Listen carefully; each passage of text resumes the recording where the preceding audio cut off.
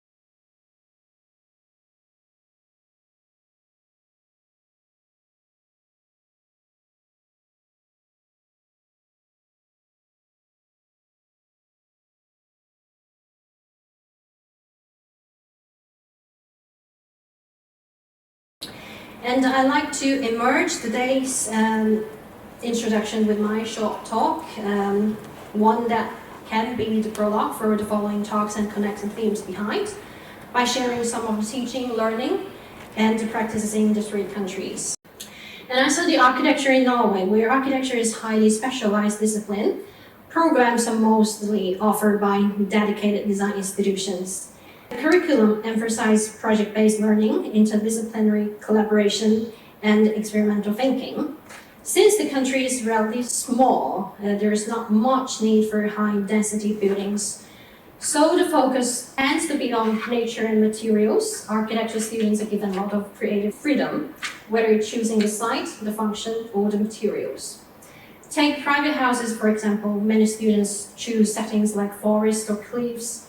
Simplicity is a key pursuit, and they explore unexpected ideas like blending indoor and outdoor spaces or using natural elements like fire, water, and wind to interact with architecture through the seasons. Even with small-scale projects, designers put in remarkable care and ideas. So probably you all have some general impression of Scandinavian education, and I'd like to share a few extra things that Scandinavian design education has inspired me. First is the use of unconventional materials, and second is the way it encourages new interpretation of space, and third, how to share ideas. First, the use of unconventional materials. This is an installation that I created for the Shenzhen, Hong Kong Architecture Biennale many years ago, and the theme for this section was light. I didn't use any solid or hard material. Instead, I worked with water, air, and mist. As you walk up a few steps, you come across a sunken pool. That's where the people standing on. Beyond layers of curtains, there's a soft projection of the field landscape appearing and disappearing over the water. The mist released at time intervals blends with the light to dissolve the sense of space. So using intangible materials doesn't just offer new ways to build, but also it challenges how we perceive and experience the world. I think as a designer, it's part of our job to push those boundaries. And to do that, you have to hold through things, a really clear idea of the outcome you want, and also ability to find the right tools to make it happen. So that's why I think hands-on experience will be quite crucial. Another key word that I want to bring up is theatricality. I see it, a new interpretation of space. Cultural building, it has always been playing a very vital and very popular role in architecture education. And this project is a drama school. If the installation I just mentioned was about creating a single sensory unit, then the drama school is more about composing a sequence of units. In addition to teaching and being open to the public for performances, the drama school should also provide continuous setting that inspires actors, scenography designers, and playwrights. And I focus on two things in this project. First, the idea of order in educational buildings. You can see the proportions are carefully controlled in the plan. And second, I wanted to create a series of black boxes wrapping around everyday scenes at the drama academy to trigger theatrical tension. If we think of theater as something fleeting and ephemeral, then the film is the technology that turns those moments into something permanent. This project is a transit-oriented development in Asia, which aims to address the need of transportation and other urban services in large cities. Things like subways, trains, buses, parking, taxis, food, shopping, offices, and more. It's a typical megastructure when cities have expanded rapidly, both horizontally and vertically. So in this project, I use a storyboard frame by frame to show how people move through and interact with the space and how new forms of transport may reshape our cities in the future. Next, I'm going to talk about sharing ideas as we now in the era of new media and short videos. This project actually started out as a private house because the real estate market in Asia was growing so fast. So there was suddenly a lot of demand for the traditional courtyard style living. So the idea ended up being adapted into a larger high-end housing development. And we thought making a short film was a good idea to sell the project. So that kind of thing doesn't really happen much in other countries' property market, I assume. But in this case, we as designers, along with the developer, felt it made sense. And the film was only like about 5 minutes long. It told a full story like a trailer. And it spread fast on social media. So storytelling with new media actually became a bit of a trend in the architecture industry, which shows just how tuned in the field is now to prioritize and optimize their user experience strategically. So it was kind of an indication of how much more is expected from a designer today. So that's why new media production has also been integrated into architecture curriculum in China for many years. For students to develop real imagination, they need to be observant. So that's why we designed this module to get students into the city and identify problematic design and come up with their own solutions. For example, in this project, this group of students were trying to fix a messy tourist route by integrating water transport into the park beneath the city landmark TV tower. Those ideas still need more work. They're both thinking and their observation are exactly what we were looking for. But of course, the observational approach to the city can also be applied to teaching in other disciplines. So please excuse me, I'd like to briefly insert an example from sociology department here when I was facilitating the module. The image on the left is a screenshot of video that I produced. The buildings in the video are the projects that we have been working on for many years. And previously, architecture firms used to make any reports or traditional portfolios. But I thought it would be much more fun to bring everything we have been doing as a virtual city. So years later, when I was talking to one of the conveners from the sociology department here, I found out they were actually also experimenting using SimCity, if any of you know that game, to help students understand urban theories like Chicago School. So I integrated a crime map into the sociology module and let the students choose their own location to analyze crime patterns in different parts of the city. And the second point I just mentioned is about having a method to turn imagination into reality. In most circumstances, there are many constraints. For example, the studio projects was about redesigning a uni building into a uni museum. The original structure was a semi-circular wing of an old teaching block, and I asked students to work with the strict constraints. They could only use bricks as the main material for the facade and had to study the museum design code carefully, and they had to think how to meet the expectation of a contemporary mid-sized museum. Given all the limitations on site, material, and regulation, they first tried out Midjourney with those constraints as prompts. That was like 3 or 4 years ago, just to see how human designers could do better than AI. To facilitate a better learning experience, I also established a collaboration with a local, most prominent public art museum in the area and enabling the students to engage with the real projects on site. And I also provide them with modes to experiment with the brick making with various mixed material, test unconventional bricklaying techniques, and to explore the structure and formal limits of the designs. To evaluate the validity of their ideas, encourage them to use a range of tools, including models, sketches, and compression tests to articulate concept. So what I want to say here is design is such a multidisciplinary field. If we say in an architecture firm, 10% of the employees in a design office are natural-born design talents, then probably the rest are solving problems in different areas using their own strength. And ideally, they should start to have a sense of identifying their strength before entering the profession. Not every design module is as exciting as a studio-based project. Some electives, like the one here I'm showing you on vegetations, can sometimes feel a little bit unengaging, mainly because the students don't get the chance to really observe the hundreds of different species listed in the biology dictionary. And you often see students randomly picking 2 trees from a cat library just because they look good in a drawing, but they don't actually really understand whether those trees will suit the local climate. So I'm thinking, why not turn this into a small assignment? So I asked them to pick the painting and to add plants they would think would be appropriate. So in the left one, the student only adds magnolia. So you can compare the before and after images here, which help soften the festive scene and add a warm, elegant touch. On the right one is set in a noble courtyard, and the students added 3 plants per seaman, redwood and watercow shrub.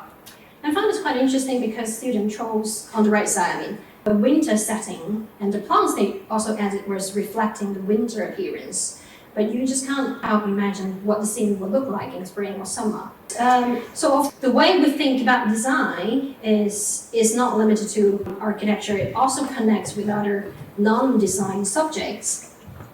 So when I was teaching in a module on the transmission of Eastern and Western artworks in the history of art development here in the UK, I once discussed how the fibers used in Italian royal court textile were particularly strong, making silk more durable. And to help students understand this, I compare it to how animal hair fibers are used in architecture to reinforce building materials. So students began to adopt this kind of comparative approach in their own assignments, and they use it to explore differences in materials, but also in visual composition, patterns, and even contrast between Asian and contemporary works. History. This is a placement module collaborating with Duncan, so probably he will tell you more later. Students pick their blue plaque on reinterpretation of public history. 1 or 2 groups pick the historical buildings as their research subject. For the group doing Mary Ellen Best, I was very keen on encouraging them not to take her building just as a physical structure, but through lenses of interior design, food, culture, daily life, and personal stories to develop a holistic picture of a 19th century middle-class female artist. The group ended up doing a fantastic range of works. They proposed a renovation plan for the house, curated an exhibition of her paintings, and even launched an online fundraising campaign to support contemporary female artists. And it also redesigned a blue plaque-owned house using one of her paint palettes as the background. And I saw a well-rounded design mindset and strong potential in this group. To wrap up, I'd like to end with a few images by Boulay, who was a French visionary architect, theorist, and teacher in the 18th century. One of his students later went on to design what became the prototype of classical Western museum. The two images at the top show the day and night views of the monument he designed for Newton, full of respect for science and space. In the lower left is the School of Athens, and on the lower right is Boulay's design for a library. And actually you can see the links between those four images in terms of the architecture structure and symbolism. His drawing review how this monumental structure blends science and art. The circle represents embrace and reflects a curiosity that pushes the boundary of knowledge. If design is the starting point, then this radius can keep expanding, reaching into more and more unknown territories. So I believe all of today's speakers have incredible professional insights, drawing from years of research and practices, and they are shared the most genuine reflection on design education, and interdisciplinary thinking.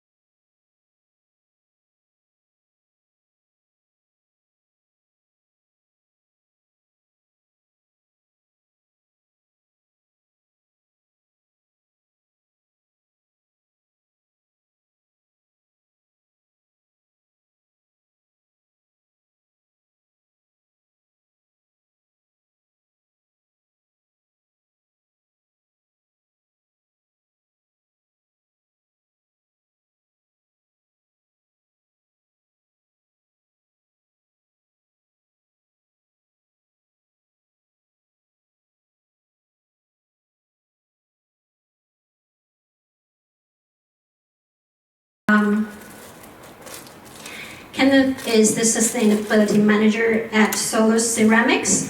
He's a trained, qualified, and experienced engineer, business manager with significant marketing, communications, and energy management experience gained at executive level. And today, he's going to give us the title, Design Talent for High-End Sustainable Industries. By using the examples of a company with a strong design ethos and high-end market focus, his talk will share us material circularity and lifespan carbon footprint knowledge so that design graduates can better align with industry trends. So, welcome, Kenneth. Please. Hello everybody, I think I've got about 20 minutes. You can hear me okay with that microphone? Yeah, all good? Right, so one of the cool things about my job was when I first started at Solar Ceramics, we didn't really have a really good understanding of the connection between the materials and specifiers. So I wrote a sustainability training program to give specifiers a better understanding of the role of materials and sustainability in their sector. It's called Moving Earth. We rolled it out about 2 years ago, and we got about 60 practices in when I suddenly realised that, hey, there's an MSc thesis in this, because I'm getting a lot of feedback from these architects and specifiers regarding knowledge gaps. And it was clear there was a definite knowledge gap in the architectural sector, the interior design sector, in all of this, understanding how we move Earth around, where we actually get it from, how we use it, how we treat it, and what happens next. Is there actually such a thing as an afterlife for a lot of these materials? So as a result, an MSc thesis came along where I analysed the building lifespan carbon footprints of materials. And what you will find in this sector, there's a lot of focus on the starting points of materials. You know, what is it? Where did the raw materials come from? How was it made? We now understand its carbon footprint. We'll make a decision based on that. Well, I believe that's not enough. We need to understand what happens down the track, because we don't build buildings, we don't line buildings just to last for a few weeks. They should last as long as possible. And I believe, maybe it's my age, don't know, I think again possibly not the youngest person in the room, that we should design things to last as long as possible. It's a major flaw that we've got. as humans. And it's quite bizarre really, because everything that you see around us here, ignoring the fact that we've got some beautiful trees and landscape out there, everything we see in here, we have created. You know, we call ourselves humans, we're converters. And it comes at a cost, it really does. So I want to get you thinking about all these things. So to start off with, do you think a ceramic tile is sustainable?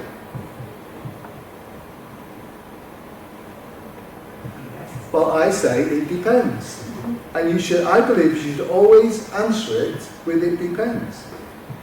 Because nothing is sustainable if we make something and it only lasts for a short while. You know, the good old plastic bags, the store, you make it and it lasts for a short time. An awful lot of energy goes into making these products. A lot of materials go into making it. I've got the good old backpack here. This is an 8-litre backpack. 8 litres of mineral, around about 20 litres of water. About 10 kilograms of CO2 is produced from making 1 square metre of tile. So that's a lot to make 1 square metre of tile. That backpack becomes 1 square metre of tile. Now that would not be sustainable if that material is only down for a few weeks. But who would put tiles down for a few weeks? Surely not. But you'd be surprised how many constructions take place and they're only down for 6 years, because another thing comes into it, which is human behaviour, style, fashion. We don't like it anymore. Another tenants come in, we've got a brand clash, we don't like the acoustics, that sort of thing. And that's a fundamental flaw we've got. So these are only sustainable, like all the things that we've made in this room, if we allow them to do their job and make them last their full life cycle and make them last for the entire lifetime of the building. Because if we don't, we're only fooling ourselves. And that is a common theme here. We've taken so many minerals out of the planet, we produce things, we apply things, we repurpose things, we fully do not understand the concept of circularity. Of all the things we've made out of plastics on this planet, only around about 10% of all plastics have actually been truly recycled. That's 90% haven't. So they're either been incinerated to make electricity, they call it biomass, or they've gone into the ground and leached into the water systems, and we've now got microplastics. I'm sure you're very aware of microplastics, this growing problem that we've got. So we need to get our heads around this.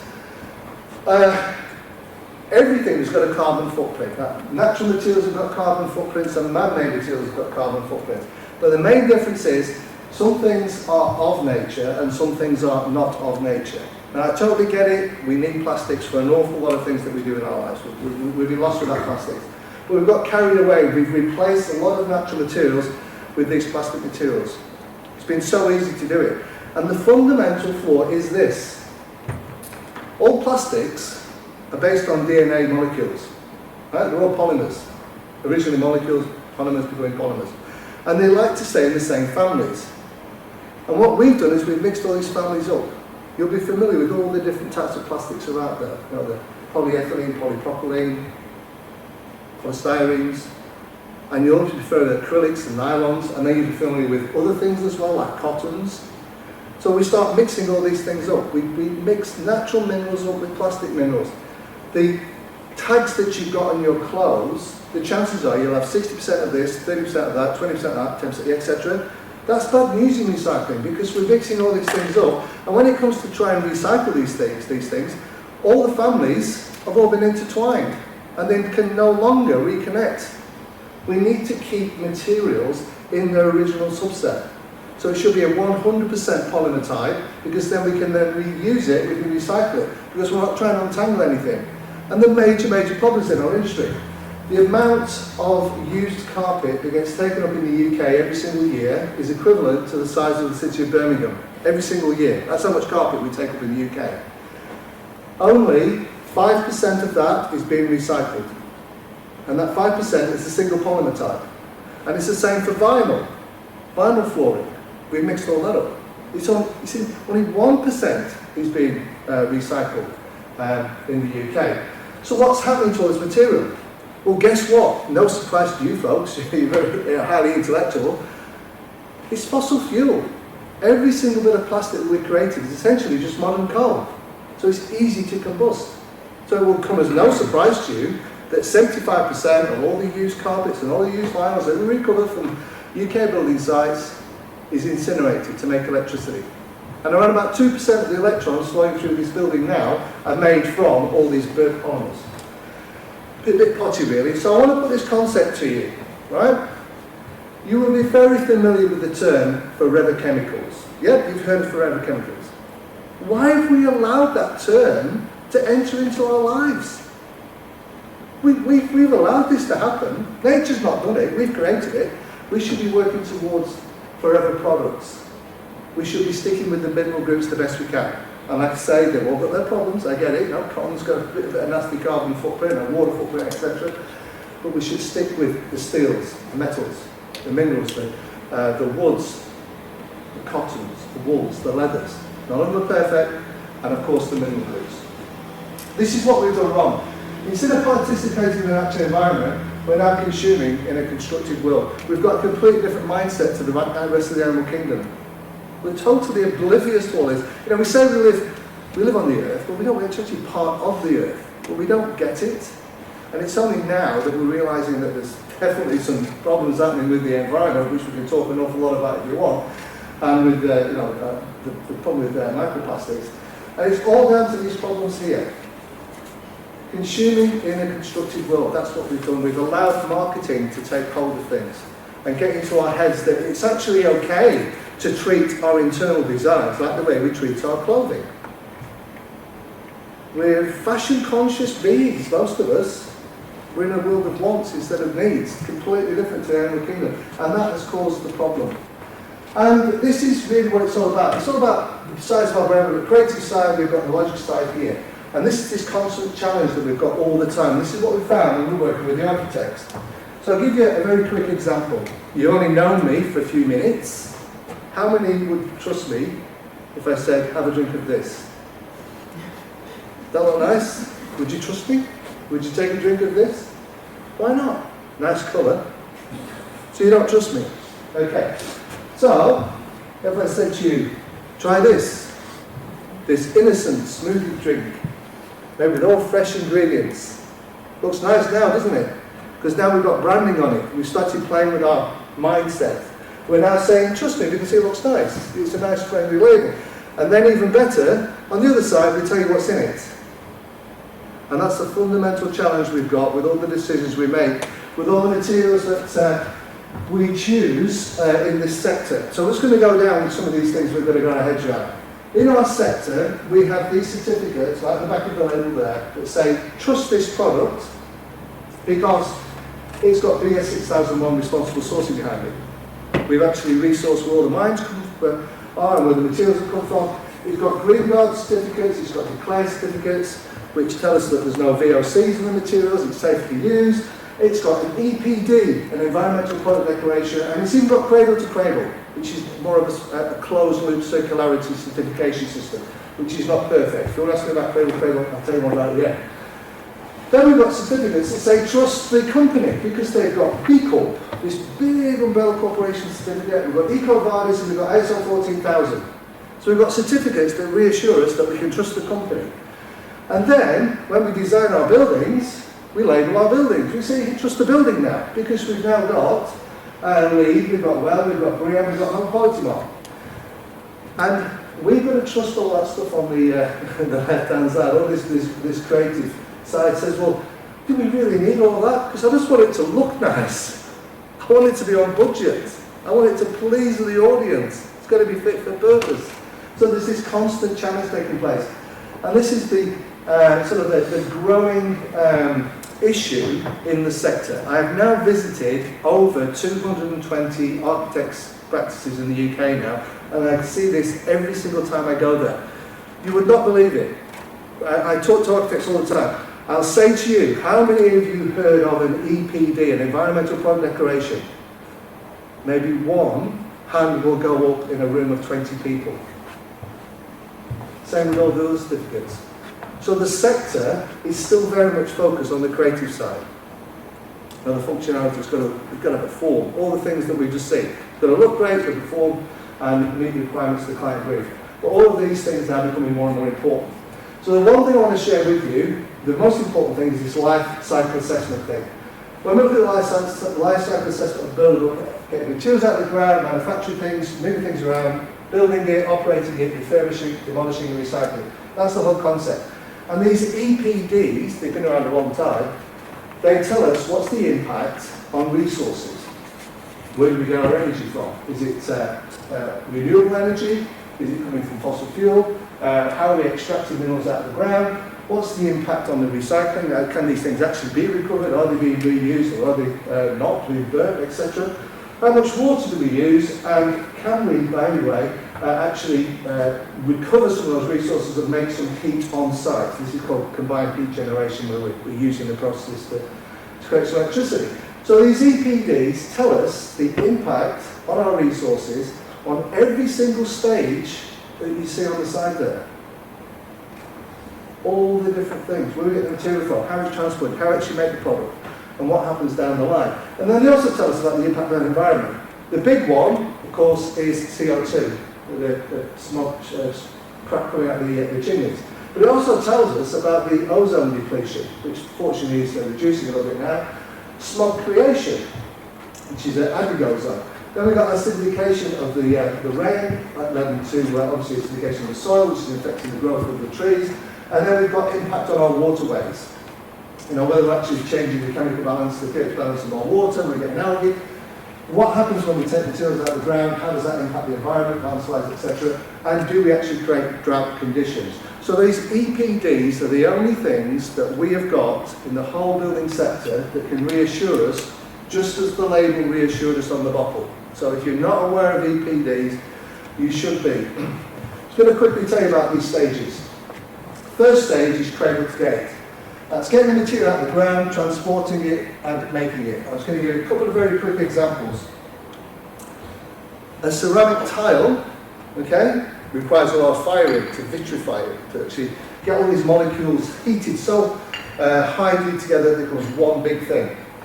So typically 5% of the carbon footprint is here, getting the material out of the ground, 5% is transporting it, and easily 90% of the carbon footprint of this tile will be making it because of the heat energy that needs to go in to transform those minerals into one solid thing, just like we do with glass. Other products, it's different. So this is a cement tile. Because we're using cement as the base material here, easily 80% of the carbon footprint is here, because we've actually created the cement, the calcium carbonate, the cracking of the lime stone. And then we've got transporting it at 5%, and in terms of product manufacture, it's actually quite low. It's only around about 15%. So it's different, it's 85 and 15. And that will be the same for plastics. So when everybody says to you, what is the carbon footprint of making a product, you really need to understand the A1, A2, 3 stage, because it happens at different stages. Things that involve chemistry, A1, things that require heat energy, A3. Does that help you understand how we actually make these materials? Yep, good. Then once we've actually made the product, we transport it. Those transportation costs are quite high from China, as you would expect, long freight costs. And then we've got to install things. Now this is when we talk about cradle to completion. So now we're getting ready to use something. The usage stage is B. That's the cleaning stage, making sure that things continue to work. And the C stage is cradle to grave. This is where we repair things, reuse, recover, recycle. So that's what's known as the ABCs of an EPD. This is the most important construct you need to know if ever you're working in architecture, building design, those things there. It's not perfect, there are flaws in it, I haven't got time to tell you about those flaws, but I just want to share this with you. Please think about how long things last for. This was the basis of my thesis, basically. Let's think about the A1, A2, 3 stage. We know that's the embodied carbon stage, it's when a product is made, and quite easily it's the main part of the initial building, because when you build a building, it's all embodied carbon. It only really becomes the whole operating side once the building's been used, because then we're in it and we're operating it, we're cleaning it, and the longer we use it for and the more times we use it, obviously that increases. But this part of the formula is the thing that people are not really taking into consideration. This is key. So, this here is installing the product, this is making the product, this is maintaining the product, and this is the carbon footprint for whatever happens next after the product's been used. And that little diagram is so misunderstood. It's so important we need to understand this. We need to think about how things won't last. Endurance, VOCs, application processes, the chemicals used, maintenance, all the vacuum cleaning, fire risk issues, afterlife. This little model that I'm going to share with you now is, I'm going to do it for floors, but you can apply this to any building material as you get down the track. So let's think about a mixed plastic fibre carpet. We install it, we make the product, we have an installation, a cleaning footprint, the orange line, over 10 years. That's how long the product lasts for. After 10 years, it gets replaced. So a new carbon footprint comes along, and now we add the incineration footprint because the products are all mixed fibres. We don't know how to recycle them. Like I said, less than 10% of all plastics recycled on the planet. Then we do it again, and then we do it again, and we do it again, and we do it again. So after 60 years of a building life cycle, we've replaced the product 6 times. So that's the cumulative carbon footprint of choosing non-durable plastic-based materials. And what is a carbon footprint? Well, if you weren't aware, this is 1 kilogram of CO2. That's just 1 kilogram of CO2. I mentioned before, a tile can take about 10 kilograms of CO2 to make 1 square metre of this. A typical building, a university for example, this will be probably about 1,500 kilograms of CO2 per square metre to create this. So that's every 1 square metre that this took to make this building, 1,500 of those were created per 1 square metre. That's how much the building contributes to CO2 emissions, so it's quite significant. So then we look at an inert material, for example a ceramic tile. Put it down once, it lasts the same time as the building lifespan, the operating carbon footprint is incredibly low, and in terms of the recycled content it's incredibly low because we do actually repurpose these things. So let's just go through each of these in turn. So we've got a ceramic tile, we put it down, it lasts a long time. We can put a engineered wood laminate down, again great product, nice low carbon footprint over time because it's durable, it's made of an inert natural material. Cement tiles, again durable, solid wood, durable, hemp wood, durable, cork tiles, durable, rubber tiles, all nature-based materials. Linoleum is like a form of linoleum, again nature-based. Then we get into epoxy. A little bit of an oddball, epoxy is not nature-based, but it's got a lowest footprint. Then we start moving up from linoleum into the vinyls. So the start of it is the softer sort of the vinyls, and then we get into the wood fibre laminates, luxury vinyl tiles, hybrid carpet tiles, nylon carpet tiles, which would be this one here, polyester carpet, wool carpet, polyester carpet tiles, and hybrid carpet tiles. Please just take note of all those changes over time. It's so important, we need to get our heads around this. We struggle to future-proof our buildings because we just focus too much on the starting point. We read some marketing blurb that, hey, choose this because it's made from mushrooms or something. I totally get it, there's loads of really cool things out there, but how long is that thing going to last? How often is it going to be replaced? Let's convert that 1 square metre to 2,000 square metres now and get an idea of the consequences here. Those shorter product life cycle materials like plastics, this is how it rolls out. We've now multiplied the per square metre carbon footprint by 2,000. These are the resulting carbon footprints over the building lifespan. Significant. The lowest one being vinyl roll at 96 tonnes, the highest one being the plastic carpet tiles at 241 tonnes. Then we put the nature-based materials in, the durable inert materials that last longer, that don't have any inert problems. Ceramic tiles are the lowest, with cement tiles, rubber tiles, linoleum and wood fibres, significantly lower. Big, big difference. That's the difference that we're looking at. But this will only work if we go back to my original statement when I said, how sustainable is the ceramic tile? If we only put these products down, and then we allow them to be taken up after 6 years because somebody says, hey, I don't like the style, I don't like the look, I don't like the feel, etc., then we've destroyed this whole model. We need to really understand a little bit more about the importance of making the right decision at the start and making sure that that material lasts as long as possible. And we need to do that by introducing some new concepts. Some of the things that we're doing now is, for example, we're now actually taking debris from demolished buildings and we're now turning them back into the building by making them a tile. So this little example I showed you here, this actually contains part of the building that was demolished where the tile has now gone back into. So that's like repurposing material. Those are the sort of things we should do. Another thing is one looking at net zero. A contentious subject, I know, but if it's done properly, it has some value. When I'm not talking about planting trees, I know that's important. This is more a scientific approach, where we've actually got manufacturers that have stopped a coal power generating station being built in India and replaced it with a wind powered one. So they've compensated for their emissions. They know what their emissions are for making their product, they've compensated it by ensuring wind power has gone ahead. Then we've got things where a lot of manufacturers now are understanding a bit more about pre-consumer content. I want to leave this with you, Pete, this thought. You will see an awful lot of products presented to you that say, buy me because I've got recycled content. And we automatically think, because it says recycle, that's great, that's got to be good, I'm using less materials. But more often than not, they're just talking about pre-consumer recycled content. Now that's an oxymoron. Recycle means to return to the cycle of life. It says something's had its life cycle, it's fulfilled its purpose. Pre-consumer means it's not even been used yet. So how can something be pre-consumer recycled content? It cancels itself out. It is just construction waste, but it's labelled as pre-consumer content. However, it's better to use that than continue using raw materials. So I'm a big fan of using pre-consumer recycled content, but let's not just use it as some sort of like magic wand to say it's better than using raw materials. We should be making sure there's no waste created when we make things. 100% use of the material is best. But nevertheless, this is still good, so we're actually using pre-consumer content. Some of the things that are happening as well, there's more hydrogen being used in the industry.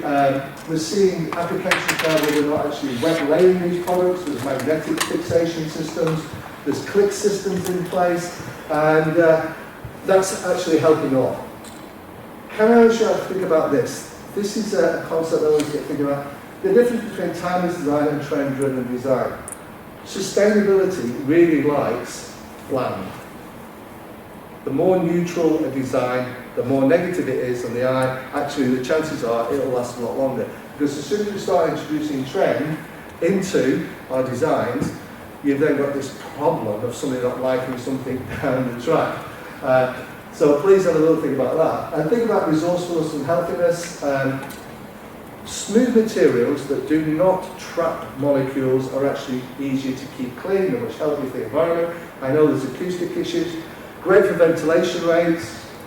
The most wasteful and problematic thing I believe we do in the whole building sector is we just shift to plastics. We want comfort everywhere because it makes us feel good. We treat our interiors like we treat our clothes.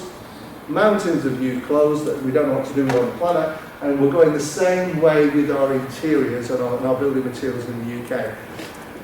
And it's quite crazy, really. You go to any public place and you'll see resourceful and healthy, durable materials everywhere. You go to a bus station, you go to a train station, everything's hard. You know, there's metal benches, etc. And we know why it's there, because we would feel pretty uncomfortable walking on a luxury pile carpet and sitting down on a cotton chair in a bus station, wouldn't we? I would totally, it wouldn't be very nice, we'd smell it, yeah? We wouldn't do it.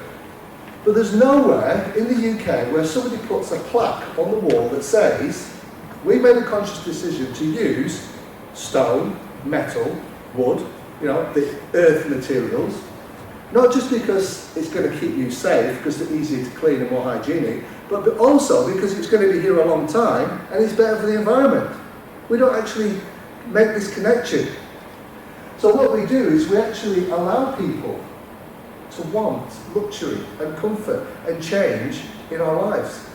And we've got a big challenge to get over here, because to actually crack this sustainability thing, it's not just about the materials and understanding some of the things I've told you about, it's trying to get into people's head and accept that some of the choices we've made in the past have been bad choices. We've been driven by consumers and by wants, by fashion, by trends, by what our neighbours might think, our best friends might think, instead of what we should be doing for the planet. So hopefully I've helped you a little bit there. For Solus, education is also beyond going to architects' practices. What we also do, we have very immersive showrooms. I call these more like natural forests in our showrooms. We have installations where we introduce architects to the concepts of water being transformed with the water cycle. So we have very intriguing technical displays. A lot of these happen during Clerkenwell Design Week. If any of you are aware of that, I'll tell you more about it at the end. We use exhibitions to get people to understand where design comes from. I mentioned to Jin earlier on that this carpet is an unusual design. Who came up with this design? Now, this laboratory, this went way back in the sort of the 50s, they were the first to do it. They used microscopes to explore the shapes that occur in nature. So shards of glass, sand molecules, bits of plants, and looking at all the patterns, and then they transferred those natural patterns into a design. So maybe this was something from a leaf, I don't know, I doubt it, but that's something they did. And then we started to play about with noise, actually using tiles, putting them down in such a way, putting them end on end, instead of flat, end on end, so when you walk past them, or on them, they rattle. So that concept led us to design a ceramaphone. We designed a circular xylophone made out of ceramic tiles so people could understand the pitch and the density to do with the thickness of the tile, to help them understand that thickness is not just for cost, etc., it's for sound. And then we also do things like we work with construction and architecture. We have a lot of leading people coming in to help the specifiers understand some of the challenges we've got in the sector. The construction sector has got one of the largest suicide rates in the UK with young men. It's a significant problem, very stressful industry. Working with young students, getting them through their design courses, having panel talks and talking about broader environmental issues. So hopefully I've given you a flavour for why we've done what we've done. It's been an interesting journey for me, and hopefully we've been able to impart some of my experiences with you folks today. So thanks a lot. Cheers.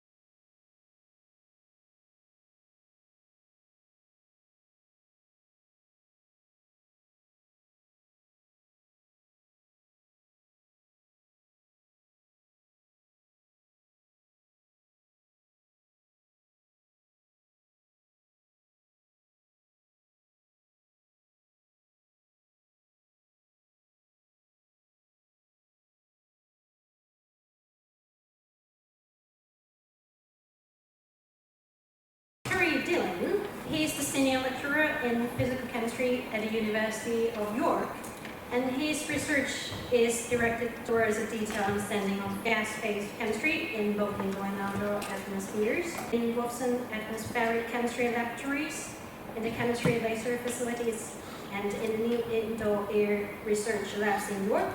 Terry's research group studied the emissions, transformations, and fates of the key species in air. Welcome. Thank you very much. Well, thank you very much for having me here today. It's a pleasure to speak to you about, largely it's going to be about the impact of occupant activities on indoor air pollution, so things that people do in their homes and their workplaces that impact the air they breathe. Quick overview of what I'm going to be talking about then. We will introduce or reintroduce air pollution to you both indoors and out, explain what we're doing at the University of York, show you some of the experimental results that we've obtained so far, put these in the context of something called the Ingenious Project, which is a big project bringing together scientists and non-scientists to look at indoor air pollution, and tell you a little bit about what comes next. The one thing I want you to keep in mind throughout the whole talk is explained in this graphic here. And no matter where we think of the indoor air pollutants coming from, and they can be from indoor sources or they can be coming in through the window or through the ventilation system from outdoors, something to keep in mind is that we spend 90% of our time breathing indoor air. So this is a well-established stat for developed nations. So we're much more impacted by what we're breathing indoors than when we're out and about. So, air pollution and outdoor air pollution, it's not a solved problem, far from it, but it's a well understood problem. So there have been decades of research on this going back across many, many research institutions, and you'll be familiar perhaps with the sort of cartoon picture here about sources of outdoor air pollution, and we're very familiar with vehicles and industry generating pollutants that then pollute the air we breathe. The story is a little more complicated than that because there are also natural sources of pollution that interact. But I suppose that the key thing is that we do have a pretty good understanding of how this happens now. However, like I said, it's not a solved problem. The World Health Organization notes that 99% of the world's population is breathing air that exceeds its guidelines for pollutant levels. So this is a really serious problem still. And that globally, the United Nations estimates that globally air pollution is killing 7 million people per year. So this is, an extraordinary stat. Still clearly a big problem. More locally, because of the way we organise our health services, we've got statistics for England. And Chris Whitty, the Chief Medical Officer for England, produced a big report a couple of years ago. He noted that the situation for outdoor air has improved significantly in England since the 1980s. And you can see a graph here plotting 1970 levels as 100%, and you see that the levels of some pollutants have gone down almost to nothing in the decades since. So outdoor air situations improved tremendously over that time. But there are still 30,000 excess annual deaths from air pollution in England. And to put that into some sort of context, the COVID epidemic is supposed to have killed 43,000 people in one incident, yet every year we're losing 30,000 people to air pollution. So a massive problem. Chris Whitty noted that going forward, a better understanding of how we can prevent and reduce indoor air pollution should be a priority. And if you think again that we spend 90% of our time indoors, you'll see why he thinks that's a priority. So indoor air pollution then, is the main focus of my talk. Where does it come from? Well, it can come from everything, every aspect of what you see around you. So absolutely the buildings themselves, the materials that the buildings are made of, as we've just been hearing, these can be many and varied. The ventilation systems can bring pollution in from outside. Choice of lighting in an indoor setting can influence the chemistry indoors and hence the pollution. The location of the building, so you can build in polluted areas or in clean areas, and that's certainly going to influence indoor air pollution. The occupancy, so there's 20 or so of us in here, we're all ourselves emitting pollutants into the area here. But particularly buildings that contain lots of pets, lots of plants, they will certainly have an impact on the indoor air pollution. And then what I'm going to come on to talk about today, the occupant activities, so what we do whilst we're indoors. And of course there are many and many activities we can get up to, but actually we found that cooking and cleaning are two of the activities that really heavily influence indoor air pollution. So, just to set the scene, the vast majority of our exposure to this air pollution is occurring indoors. But actually, unlike the outdoor air pollution, we've got quite a lot of agency here. We can make decisions that can influence our own air. We've got a means of minimising our exposure. Or to put it another way, if we could improve public understanding of these issues, then the general public should get reduced exposure, better health outcomes for the world. At York, we've been studying outdoor air pollution for many years, and we've taken this, just quite recently, perhaps the last 5 years, we've taken some of the tools and the expertise that we gathered from our studies outside around the world, and we've applied them to indoor air pollution. So, the science at University of York has really been pioneered and led by Nick Carslaw, who's pictured here. And Nick is in the Environment and Geography department. I'm sure some of you know Nick.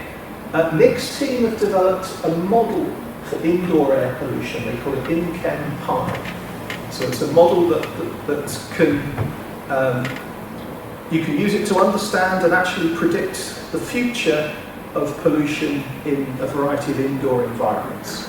And where my team have come in is we've basically been supplying information to Nick and to her models. So if Nick wanted to know about the impacts of cooking, well, we provide experimental data on what happens when you cook, and they can incorporate this into the model. If Nick wants to know about cleaning products, again, we can measure what happens and provide it into the model. Where we do our measurements, largely in the Wolfson Atmospheric Chemistry labs. These labs are very well equipped with air quality analytics, big expensive machines that can measure air pollution. We've used them for many years for outdoor, now we're using them for indoor. We've got calibrated gas standards, so basically cylinders full of pollutants that we can use to compare to what we measure. And the new thing, we've got some dedicated indoor air pollution test facilities. That's what the next slide is going to tell you about. So, typically when we start a project, we'll see something about cleaning products next, the first thing we want to know is what's in the cleaning product. So we do very much lab scale experiments. We might use this instrument here, which is a gas chromatograph linked to a mass spectrometer. It's a very, quite a complicated instrument. The gist of it is that it sits there in a bench in our lab, and if we give it a little vial of sample, say of a cleaning product or a household product, it will separate out all the molecules and it will tell us in great chemical detail what was in the sample. So lots of information comes out of this, but it's a very unrealistic experiment. It's not how you would use a cleaning product, it's simply what are the components of a cleaning product. We would then scale up, and the next experiment we would do is perhaps to do some cleaning in this sort of more realistic environment of this glass chamber fitted with rubber gloves here. So you can picture the scene of my students with their hands in the gloves, operating a cleaning experiment, spraying or wiping. They're doing some cleaning. In the glass chamber, it's about 2 meters cubed, and it's inside the analytical lab, so we can sample from there to any of the analytics in our lab. Key instrument we sample to is what's called a SIFT mass spectrometer. This is the second instrument that's been very useful for indoor air studies. It tells us much less chemical detail than the first instrument, but it tells us what's happening in real time. So you'll see in a minute some data where you see a background and then a sudden jump in pollution levels as we start the cooking or the cleaning. The third facility we've got, we call these the indoor air labs. They're actually just a pair of shipping containers out the back of Church Lane. We've turned one of them into a sort of semi-realistic kitchen environment, and then we sample the air from the kitchen into the next door container, which is our little analysis lab. And so we're able to do all sorts of experiments away from the chemistry department, away from the influences of synthetic chemical air. We're able to do that out the back of Church Lane. So, some examples of results then. We'll go through these pretty quickly because I don't think we need to go into the chemical detail too much. We did a study where we compared so-called green or eco cleaning products. These are very popular on our supermarket shelves.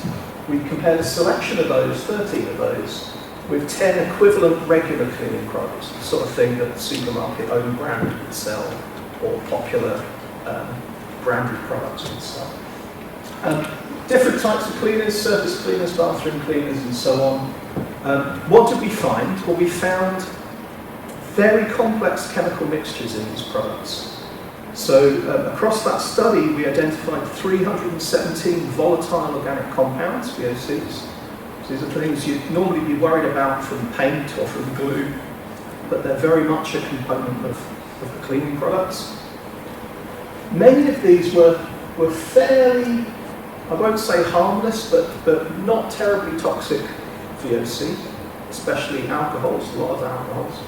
But we did find many, many harmful and even carcinogenic VOCs, such as aldehydes, including formaldehyde, which is a molecule of tremendous concern. It's very highly toxic, highly carcinogenic. The other thing we found were lots of highly reactive monoterpene molecules. Now, what do I mean by those? These are molecules that are naturally sourced, and they actually smell quite nice. So if you were a cleaning product manufacturer, they're quite an attractive source of cleaner. So you can get a molecule called limonene, comes from lemon and orange peel. There are molecules called pine needles that come from pine needles. They're cheap. They smell like, well, to you and me, they smell like cleaning products, because all the cleaning products contain these, right? We're conditioned to think of these as clean smells. And they're actually very good solvents, so they're very good at cleaning things. The problem comes when these molecules get emitted into our air and they mix with other pollutants.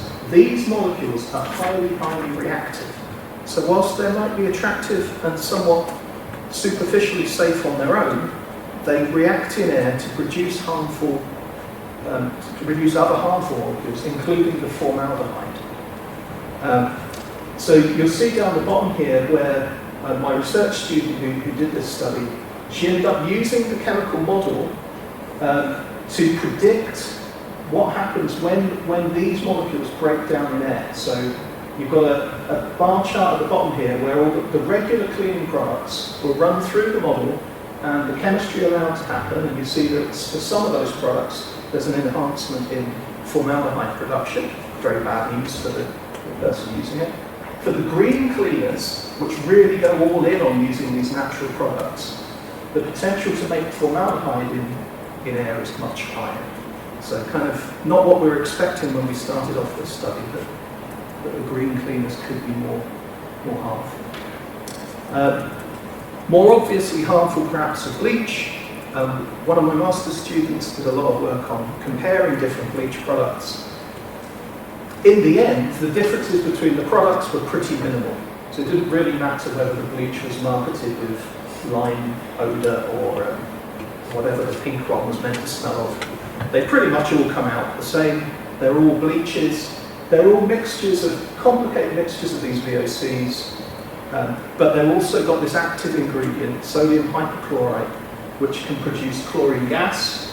It can produce chlorinated VOC, which are very harmful, and it can produce other nasty molecules with implications for indoor and outdoor air. You can see a lot of these, the results from the experiments here on the right, where we measure a nice background and then we apply the bleach, and you see this step up in levels of various pollutants. Two implications to come out of that then. Well, one, you could compare the levels we measured in the bleach study to what are called workplace exposure limits. So these are like legal limits for factories. You might imagine someone working in a factory is not allowed to be exposed to more than, in this case, let's see, 2,000 parts per billion of chloroform. I think that's over the course of a 15-minute period when they're working in the factory. Well, we measured up to 1,400 parts per billion just from a sort of domestic bleach usage. Two things about that then. One, in our own homes we were exposed to concerning levels of these harmful chemicals, put it that way. But you know, I might use bleach once a week, I may not. I don't think I'm overly anxious about my own safety in this context. But for the people getting up every morning and cleaning all of the university toilets one after the other, their exposure to these chemicals could be really quite significant. So I think that's something that needs looking at from a health point of view. The other thing to say is that chloroform and some of these other chlorinated VOCs are highly hazardous. They're harmful to health, but they're also harmful to the environment. And we're not meant to be using these chemicals anymore. We're not allowed to use them in our teaching laboratories, for instance. And one of the reasons we're not meant to be using them is their impact on outdoor air. They're highly polluted for outdoor air. They can lead to ozone depletion, for instance. And Nina, the student, had a go at trying to estimate, scaling up from a bleach experiment to data on bleach usage in the UK. And we reckon that the chloroform and other chlorinated VOC from bleach could be comparable to all other UK sources of these compounds. So there's an interesting case of indoor activity impacting perhaps on outdoor pollution. We've done loads of research on cooking, and I think we'll have to go through this pretty quickly. But cooking is even more complex. There's so many variables involved. But you all know when you cook, you can smell the things that are cooking. Hopefully these are nice smells. But it's interesting to find out what those molecules are. We started off by doing some basic frying. So for instance, frying with 6 different oils. You can see the results here. You see the rapeseed oil emitted more than some of the other oils. We then started cooking with 16 different herbs and spices. And again, we saw very, very complex emissions of VOC. You'll see on the right here the breakdown of the different speciating of VOC. Ethanol was always the main emission. We're not so concerned about that. But you'll also see some of the examples of those concerning aldehydes, the molecules that are definitely harmful to health. So cooking is another source of these concerning molecules. If we try and put that into context compared to the cleaning we've already done, we always saw more complicated mixtures from cooking. We saw similar harmful VOC, so these aldehydes. We would see a much larger overall emission from cooking than from any normal cleaning experiment. The other thing that cooking brought to our attention were particulate matter emissions. So these are an additional concern that we noted from our cooking experiments, probably largely from any slight burning of ingredients and start generating particulates, which have a serious health implication. Just when we thought we were getting somewhere understanding cooking emissions, some of our most recent experiments, we tested fresh versus aged ingredients, and then I think it was fresh onions versus pre-packed onions versus frozen onions. And the emissions are very different in every case. So I think we've shown that choice of oil, choice of spice, choice of ingredient feeds into this, but then how fresh those ingredients are. There's a very sort of multi-dimensional matrix of factors that go into cooking emissions. Take-home message though, complex and large indoor emissions. We've done a bit of work recently on different methods of cooking.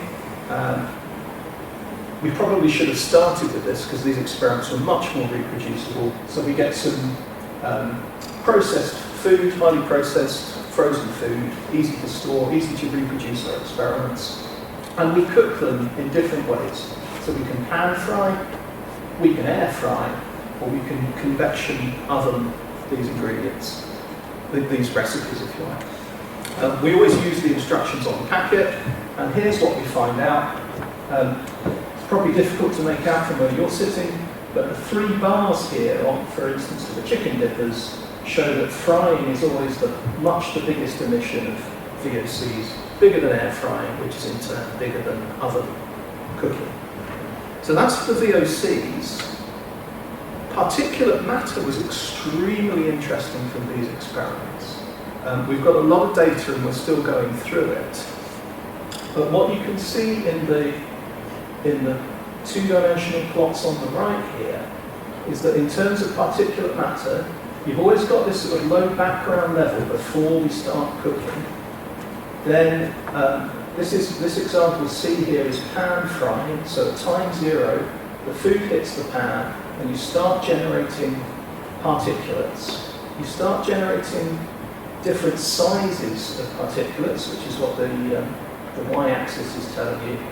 And as time goes on past time 0, perhaps at about 10 minutes in, you've got the peak density, that's the colour, sort of brightness of colour, the peak density of particulate. So we can map out what's happening in terms of these harmful particulates in the kitchen. And interestingly, what we see is that for the air frying experiment, we get a lot of the tiniest small diameter particulates. And these are the really harmful ones that can get past the filtering in your nose and into your lungs and into your bloodstream. So whilst superficially, the frying experiments are looking like the most polluting. In terms of particulates, it's the air fryer experiments that we think are the most concerning at the moment. They're very much a work in progress. We've tried bringing all this together into cooking of recipes. So in this study, we compared 3 sort of fairly common, highly emitting recipes with lots of spice and lots of oil and all the things we've been studying in the past. And we compared vegetarian versus meaty equivalents. These are our most realistic cooking experiments. Obviously, people cook a recipe, they don't cook an oil or a spice. Of course, we observe very complex mixtures of volatile organics and also particulate matter. One thing to note is the vegetarian dishes emitted a little bit more VOC than the meaty ones, and you'll see why in a moment. The temporal profiles, which I can show you here, to the different classes of chemicals are all quite distinctive. So actually, again, we start cooking at time 0, and you look down here, the reactive monoterpenes actually start increasing before time 0. And this is not a glitch of the recipe, this is because we start chopping up the herbs and the spices before we cook them, and it's the herbs and the spices that have these reactive monoterpenes. The next peaks we see are the harmful aldehydes, very much kicking in around or just after time 0 as the cooking commences. And those tend to be a result of breakdown in the cooking oil, and so they have their own, very much their own recipe signature. It's when we start heating the oil, but they have their own chemical signature that they're aldehydes. And then the last thing that kicks in is probably 15 minutes or so into the recipe, where suddenly the alcohols take off. And it's the alcohols that form the bulk of the VOC. The alcohols come from breakdown in vegetable matter. So you can imagine adding peas or tomatoes or whatever to the recipe. That produces the largest emission, and of course the vegetarian dishes have the most vegetables in them, so the vegetarian dishes consequently have the largest, or have larger emissions than their meaty equivalents. Again, we use the model to predict things like how much formaldehyde will come out of these, and the answer can be quite significant in some scenarios. Where has that got us then? I mean, it's a nice story if you're interested in cooking and cleaning. Where it really got us was we were able to feed into a much wider piece of work called the Ingenious Project. And Ingenious was led by Nick Carswell here in York, but it took in researchers from around the country. There were Manchester, Sheffield, Cambridge. The NHS were involved. These were social scientists, these were health scientists, chemists like me, and so on and so forth. So we did the laboratory experiments, we found out where the emissions were coming from. A different team surveyed homes over in Bradford, so actually we were able to see how much pollution there was in real homes. There were mobile measurements out in the streets around Bradford, and then there was of course some modelling of the health impact, and going on at the moment, sort of developing what interventions we might devise and how to communicate results. What did we learn then? Well, I've just gone through all the lab impacts, if you like. So complex emissions, different activities really do impact on the air that you breathe, the air that you breathe indoors, and in terms of the cooking and the cleaning, they can impact on the air outdoors as well. From the Real Homes survey, essentially what we've learned so far with a quick look at the data is just there's real variability. Some homes are very polluted, some not. Really speaks to the idea that occupant activities, choices people make, massively impact the air that they breathe in their homes. Certainly some of the homes we know were strongly impacted by cooking, by people smoking, less so, I would say, cleaning, and absolutely their habits as far as ventilation. Were they opening windows? Could they afford to open windows, given sort of cost of living crisis and eating bills? But again, public understanding of these issues can really help.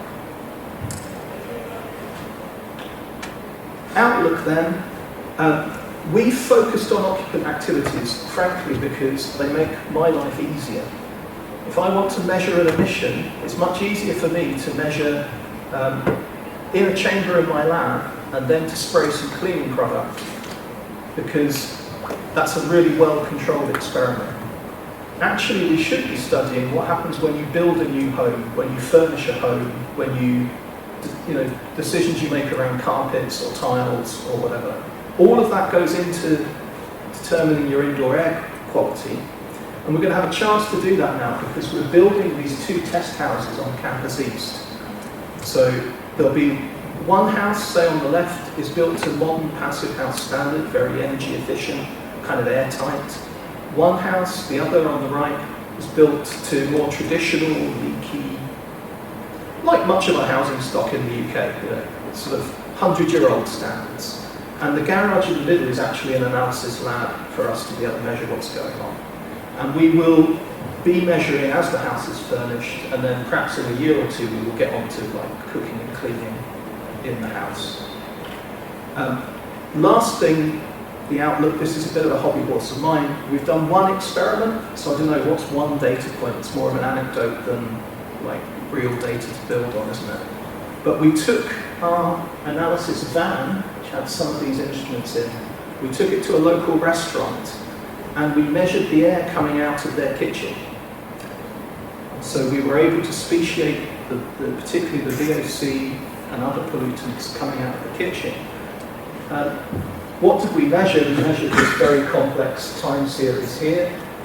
It was a quiet night in the restaurant, so actually we've been able to identify various peaks here and link them to food we were ordering at the time. So my dinner is amongst the earlier peaks.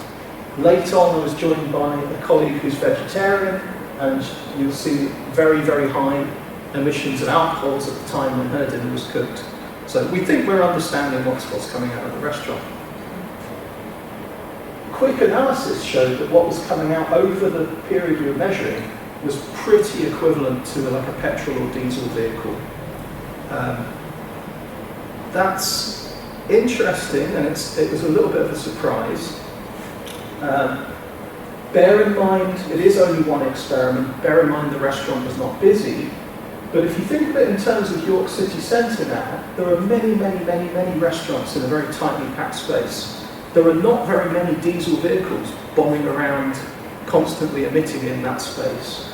So actually, local attempts to control air quality have focused on buses, cars, and so on in recent years, and perhaps they need to pay more attention to indoor air emissions. So that's pretty much it from me. It's been a chance to work with colleagues from different disciplines. It's been great fun. We've also done quite a bit of, not so much public information, but a lot of sort of schools outreach along the way. So there's a few pictures there of us getting the local school kids involved in indoor air studies. And then it just remains to thank my colleagues and funders. Thank you very much.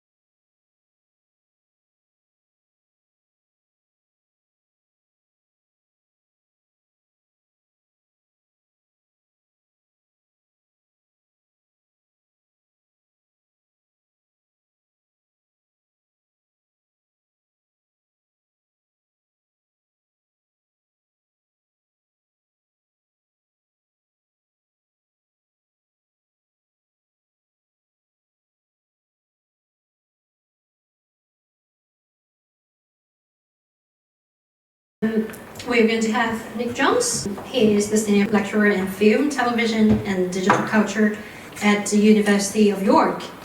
And Nick is the author of several books on digital media aesthetics and technology. The most recent one is called GUI Media, Screen Entertainment and the Graphic User Interface, which explores the influence of the GUI computer screen upon a range of media, including video games, films, television, apps, VR, etc. And today he's going to bring us the talk titled Digital Aesthetics Across Architecture and the Screen Media. And in today's talk, he will use the theories of digital screen media analysis to consider how desktop-based design practices seek to bring computational ideas into the physical world, and how does the use of design software and algorithm become felt in physical structure, and what kind of ideological weight do they carry? He will also argue for the importance of humanities' informed engagement with issues of architecture practice and their visualization. So welcome, Nick. Thanks, Jim. Another change of pace a little bit. It's a very change of pacey kind of afternoon, but I think that's kind of fascinating and kind of one of the opportunities and challenges of kind of really leaning into its interdisciplinarity is, the kind of range of things that one can engage with sort of simultaneously or concurrently. So, yes, who am I? Why am I talking to you? Jin nicely introduced me, but I'll kind of tell you a little bit more about me. So I have a background in film studies. I don't know if anyone else, I know at least one person in the room has a background in film studies, but I might be the only one. And then I did a PhD in film and spatial theory, so moving from film studies to then kind of film with an interdisciplinary angle of spatial theory, which is kind of what has led me here today, and I'll talk much more about that.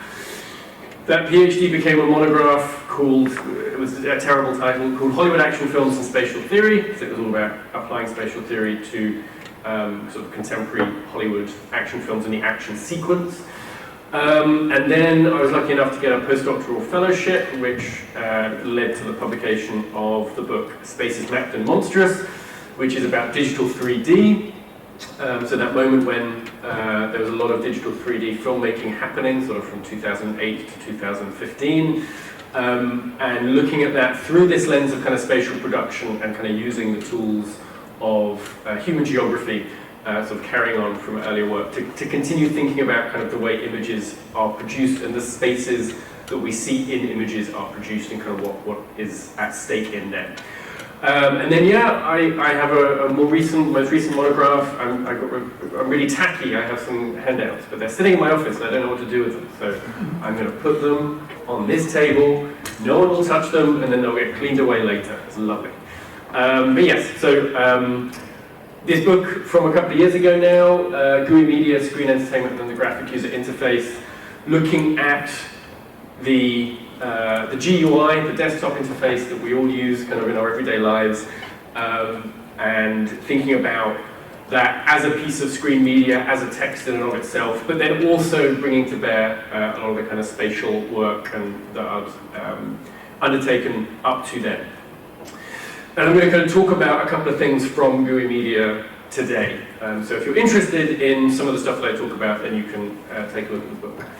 My work is very interdisciplinary. I especially seek, I think, to combine film and then increasingly media studies. Like, I no longer think of myself as like in film studies because that's too limiting, because film is also TV, is also digital culture, is also social media. And so like, I try to think about kind of that more generally.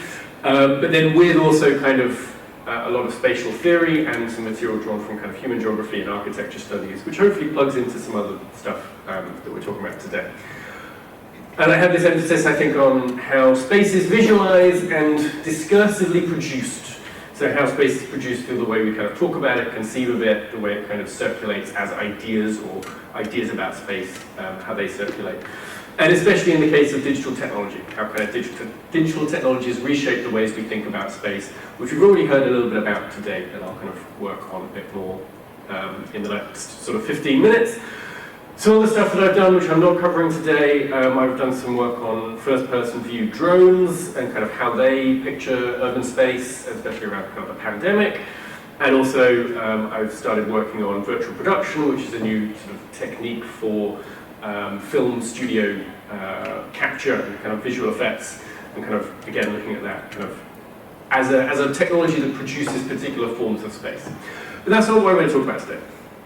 But I am going to talk about space as a production. For this, I am indebted to Henri Lefebvre, someone I found during my PhD, and kind of I continue to go to this as a lodestar in thinking about kind of space more generally. Yeah, I'm not the only one. A lot of people have worked on Henri Lefebvre and kind of used his ideas. But yeah, fundamentally kind of spatial representation and kind of the feedback loop we have between our perception of space and the reality of space. So we all walk into this room and we perceive the space a certain way. There's a lectern at the front. Presumably whoever's talking will stand there, so we go and we sit at a table and we make ourselves into an audience member, and then the space is produced that is a lecture space where one person stands and addresses the other 20.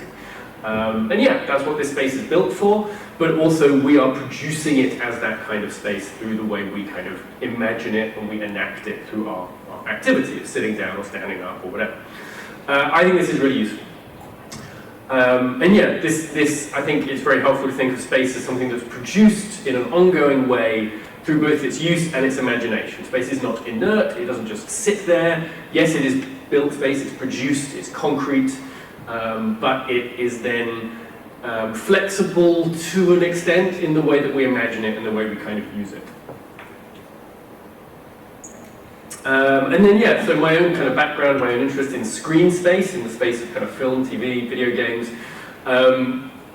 These kind of media represent spaces, stories that they tell take place in environments, and so they are kind of producing spaces that we perceive. You know, a film that's set in Chicago, even if we've never been to Chicago, we kind of build up this sense of what Chicago is as a city through engaging with that film or body of films. So yeah, I've increasingly sort of worked on how screen spaces themselves kind of influence the creation of built space and are influenced by ideas around built space, and I'll talk a bit more about that as we go. How does this stuff connect with today's event and its goals, which I'm quoting from an email from Jin, to explore architectural design education and its connections with technology, civic practice, and global learning? Do I have, hopefully my next bullet point as an answer? Kind of. So how does that connect? I think it connects in the sense that what I'm talking about is about architectural representation and the kind of ideas that we carry around space, what it's for, how it works. And we need to be aware of, as I kind of included in that introduction, like the kind of ideological weight of these imaginations of space as they are then communicated via screen media, and also kind of how the tools that are used to design space in architectural practice and in particular kinds of software kind of factor in certain ideas about what space is and how it works. So yeah, we also need to kind of trace these myths and ideologies. We need to understand them as myths and ideologies. And I think we've already had a bit of that already, thankfully, from Kenneth, where it's kind of like the myth of, oh, this is recycled, so therefore it's better. No, we need to question that myth, deconstruct it, kind of. So it's a similar kind of thing where if we're being sold something as a solution, we need to question, well, is it really a solution? What more might be at stake? And I'll talk about an example of that briefly. Yeah, what is my example? I'm going to talk about the Packard plant in Detroit. Has anyone heard of the Packard plant in Detroit? No. It is a, yes, woo! It is a large-scale automobile factory designed in the early 1900s by Albert Kahn, a kind of noted industrial architect. In Detroit, that is a picture of it kind of much more recently there, although not totally recently. So this huge kind of massive multi-acre site for the production of Packard automobiles, 40 acres. It was abandoned by the Packard Motor Company in the 1950s, and then the rest of the tenants who were kind of using it by the 1990s. So it fell into disrepair. No one was using this space. This was a enormous, previously kind of lively center for automobile production, kind of industrial manufacturing, which then collapsed, essentially. So, and we kind of see in images like this image is sort of communicating this story of post-industrial decay, of urban change, of shifting global economics, where a site that previously was kind of highly capitalized and mobile and moving is now dead, crumbling, and has this kind of ruin porn sort of aesthetic to it. Is this site, is it a scar on the landscape that we need to get rid of, or is it contributing to the imagination? So in the sense of it being a scar on the landscape, does it contribute to this idea of Detroit as a ruined or broken city? Like, I put up a slide that says the Packard plant Detroit, and I show you this picture, and yes, this is one discrete part of Detroit's much larger urban fabric, but it kind of communicates this idea of Detroit more generally as a place that used to be vibrant and relevant, and then fell out of kind of vibrancy and relevancy as the automobile industry kind of moved abroad, moved out of Detroit. Or can we kind of frame this as a site of possibility? Is it seen as a place that has the potential to be turned into something else, or somehow changed away from this site of kind of inertness and industrial death? Well, all right, let's see some kind of screen images of the Packard plant as they circulated in a news item from, I think it's the 90s or early 2000s, with, of course, Anthony Bourdain, because who else would you want to take you through post-industrial Detroit landscape than Anthony Bourdain? So here's a kind of CNN news report taking us through the Packard plant and kind of framing it in this way as a kind of a blight on the landscape, or a place that was once sort of cherished and is now decaying and kind of problematic.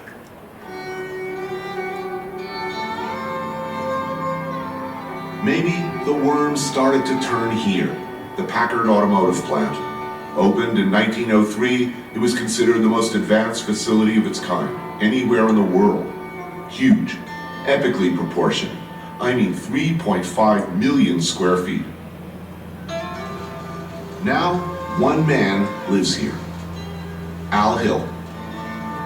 My name's Alan Hill. Welcome to my home. This room right here is the forge room. It was a former Packard motor car company. After the war, there was like 33,000 people working here. They went out of business in '56. You know, they brought Studebaker in as a partner, and Studebaker pulled them down. This has been abandoned since the 50s? Well, actually what happened in 1956, they rented out to various entrepreneurs. There's a shoe warehouse, there's trucking companies, guys restoring cars. So how long has it been like this, though? Most of this damage happened within 5 years. So they're wandering through, you get a sense of the architecture a bit more, but also a sense of kind of how it's framed in popular discourses. And you can see kind of the graffiti, the broken windows, the sound of the kind of fragments of stuff on the floor. Gives you a sense of what the Packard plant, I was going to say is today, or kind of was 10, 20 years ago.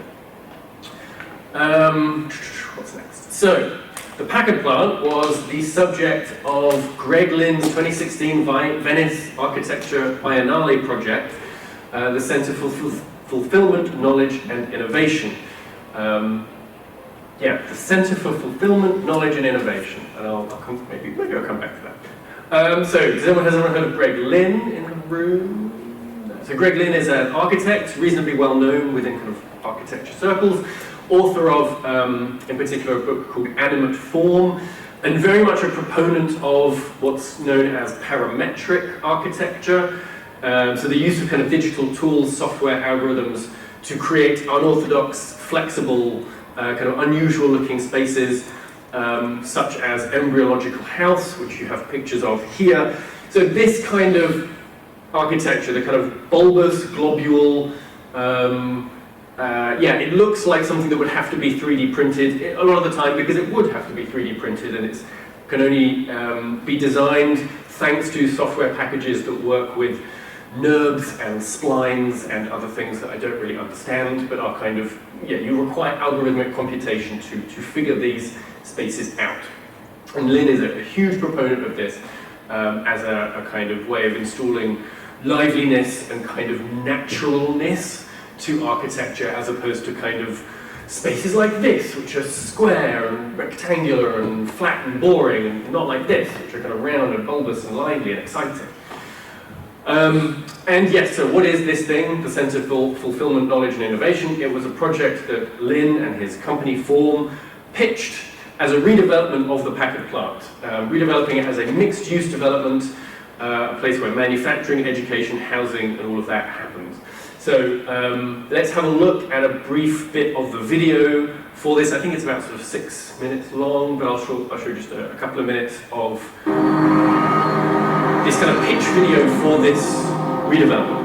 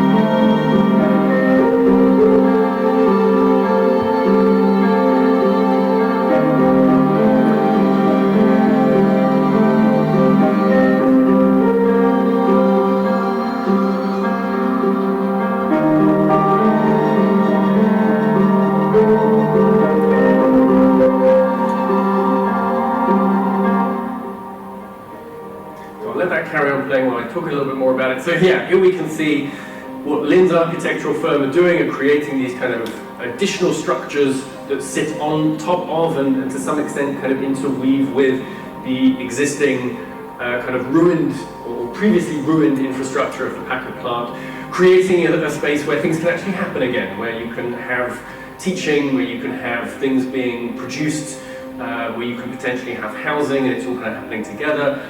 And the images that we see are footage of the Packard plant itself, taken from a variety of kind of aerial perspectives, and then that is kind of added to with visual effects material to show us, okay, but this is what we could do with this space. We can add these kind of new materials to it to turn it into something relevant again.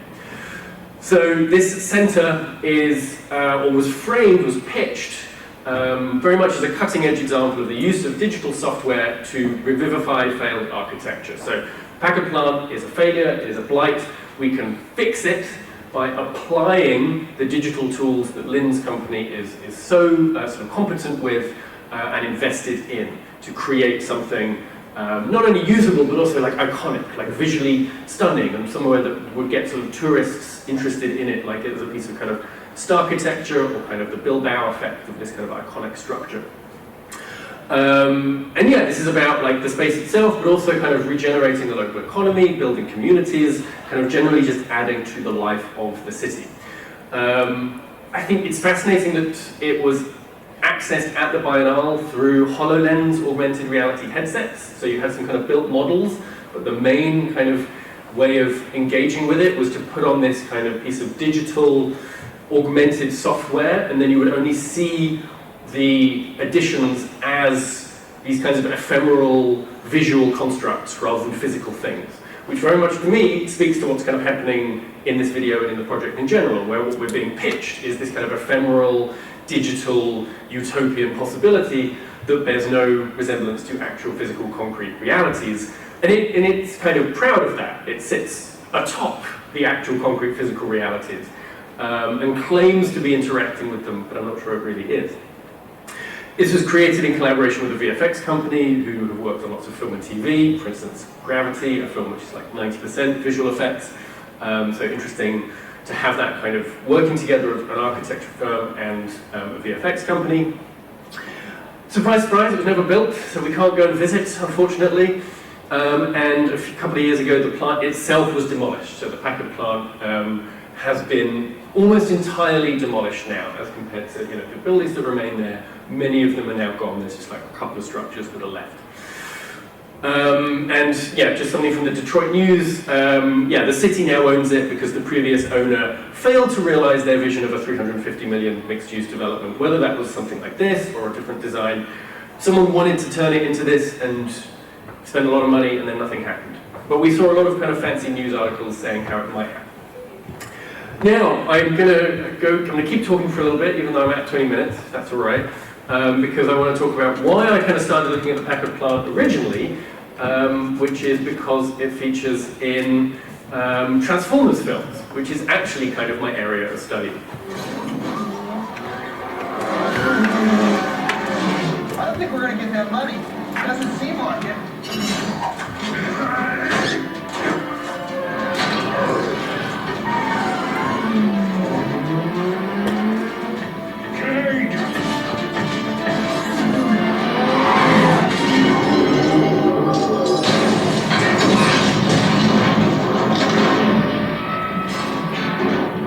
Take her upstairs. Okay, so yeah, the Packard plant features as a location, not playing itself, but playing various parts of Chicago in the third and fourth Transformers films. Anyone seen a Transformers film? Yeah, one person for each of these. This is great. Okay, great. So why is it shot here? Because Detroit is cheap to shoot in, because it offers tax incentives to filmmakers, so the Transformers films shoot all over the world, and even though they cost $250 million or more per film, they try and keep their budgets low by going to places where there are tax incentives so they can shoot cheaply or get tax rebates. Detroit, as a way of revivifying its post-industrial economy, offers very cheap tax incentives or very kind of tax incentives. So you've had a lot of blockbuster filming in Detroit over the last sort of 10 years, especially in the Packard plant, where it can kind of be visualized as this kind of post-apocalyptic ruin. So I'm kind of fascinated by the fact that what we see in the Transformers films is the physical structure of the Packard plant taken over by the visual effects of the Transformers themselves, these robots kind of running around on the top of the buildings, giving it life, giving it energy through this action sequence, which is exactly what we see in Greg Lynn's work, where you just have the VFX kind of dumped on top to generate life out of this sort of inert architecture. We can also see celebration of the Packard plant in like making of material.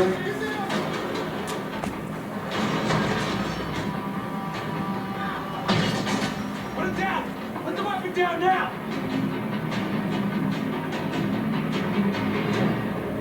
So an entire like 7-minute thing about the Packard plant's used by this film. We are at the Packard plant in Detroit. We were here in 2010 on Transformers 3, where we played it as abandoned Chicago. We returned here because we needed a big, vast area with a collection of buildings to recreate an area of Chicago that was destroyed in the story of Transformers 3. So yeah, they've used it before, they're using it again because they need somewhere that looks completely destroyed, and so here is a perfect location, but they then kind of bring life and energy to it as a film crew, and then kind of in the final product as it circulates on our screens through the addition of visual effects material. But kind of, yeah, it being pitched as this, something that has a kind of innate appeal, enough appeal that there is a 7-minute featurette about it on the Blu-ray. So these are two very different examples of architectural representation, different ways of kind of reimagining architecture, very different cultural positioning, one the Venice Biennale, the other Transformers film. But both, I argue, are utilizing these kind of digital visuals to energize previously inert industrial architecture. They promise digital liveness, adaptability, and even sort of ephemerality. They circulate this in kind of a range of discourses, both in kind of the texts themselves, but also kind of making of texts and kind of discussions about these texts. But I think, yeah, we have to be very suspicious of any promise that digital technology, digital ways of visualizing architecture can kind of completely solve the problems of this sort of post-industrial site. Whereas that is very much the rhetoric, the discourse that we are being sold, especially by Lynn's work, but also I think by something like Transformers. And we can kind of lean more into this by going to the work of Gillian Rose and so on kind of how urban space is visualized in a digital kind of economy, which I won't do here. I feel like I've done short shrift to kind of flexibility, but like this is part and parcel of a much larger pattern of representing urban space and architecture as being flexible, adaptable, at the touch of a button. So the folding cities of Inception, Doctor Strange's mirror dimension, where the city is kind of folding up and becoming this kind of fractal kaleidoscopic landscape. But then also games like SimCity, which we already heard about briefly today, where you can literally pick up a building and move it at the drop of a kind of haptic feedback by touching the screen. You can add architecture by just selecting things from a drop-down box. This imagination of the city as something kind of completely flexible and adaptable and at our command through the use of a digital kind of interface, digital screens, and the kind of new media that is video games and kind of visual effects. So this imagination that space is flexible and the contemporary architecture is or should always be striving towards this kind of flexible adaptability through the use of digital tools, which of course speaks to the way that this architecture gets designed in the first place. Everything is happening in software packages. Or the vast majority of kind of architectural design happens within software, which has this kind of adaptability, fluidity, flexibility, and ephemerality. You kind of play around with this structure, and you can do anything with it within these software windows because it's not a physical thing that then requires a lot of time to take it apart, put it back together, and source new materials. You can just click change material on a drop-down menu or whatever. So like these sorts of interfaces are propagating this idea of space, especially kind of digitally designed and built spaces, as flexible, which is problematic, as I'll sort of say in my summary. So yeah, fundamental to what I'm kind of saying here is that space is produced through imagination, discourse, and lived use, and that screen media is kind of a key part of the way that we think about, we see space today, and it has been for a long time. Therefore, to kind of link back to the interdisciplinarity of the afternoon, we need to kind of bridge any gaps between kind of cultural human geography, architecture, and screen media, because they're all kind of informing each other. Therefore, the humanities are a necessary intervention. I'm always banging the drum for the humanities as much as I can, because it reveals how these things are myths, how these things are discourses, rather than facts. They can be questioned, there are things at stake in them, there are stakeholders who are benefiting from them, and we need to kind of interrogate them. And yeah, so we need to be doing this work, especially in an era when desktop tools, when digital kind of software grant space a kind of pliability in the way that we think about it, which may not be matched by concrete reality. And yeah, that's me. Thank you, everybody.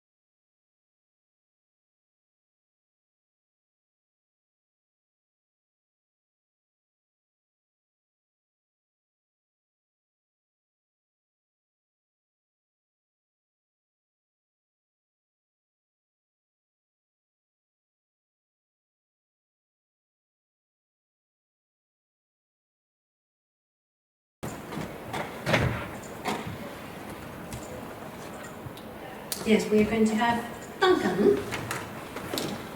Duncan is the Civic Society Manager from York Civic Trust, and he has worked in the charitable, private and educational sectors for nearly 20 years. Such work draws on experiences gained as a historian, heritage consultant, and architecture technician, resulting in roles that often interface between history, heritage, planning, legislation, and design. He currently has two principal roles as Planning and Heritage Manager at York Civic Trust, one of UK's leading local amenity societies, and he manages the city's local heritage list in conjunction with City of York Council and the York Heritage at-Risk Register. Duncan is also employed by the University of York to facilitate the Heritage Planning Club, an award-winning initiative to use live planning casework to enhance the learning and employability of building conservation postgraduates in the Department of Archaeology. He is going to explore how the planning sector and local governance approach the development and recruitment of design talent, and how higher education and industry can collaborate more effectively. Welcome, Duncan. I was going to say, I've been intimidated by the quality of the presentation slides this afternoon. I know it's all about design in the future, so I feel a little bit on the back foot here using PowerPoint sort of thing. I'm going to talk largely about, as Jim said, this initiative which is between York Civic Trust and the Department of Archaeology called Planning Club, affectionately known as Planning Club. We tell our students, postgraduates, on their CVs to put the Heritage Planning Studio. It sounds a little bit less kiddie, as it were, sort of thing. Yeah, I'm going to talk through what we do at Planning Club in many ways. It may feel a little bit like a cult, and we want to sort of sign you up. And then I'm going to call full circle at the end and maybe pick out in terms of what the implications could be on a wider national design level. Let's see. Yeah, sure enough. So I'm going to start by talking through, really telling you what Planning Club is, why it came about, and how we do it. I'm then going to focus on the impact. In many ways, the impact will be benefits to the students which go through the system, and also it's based here in York, so in terms of the impact that it will have on the City of York and our built environment, and in terms of partnership organisations, of which York Civic Trust is the principal one.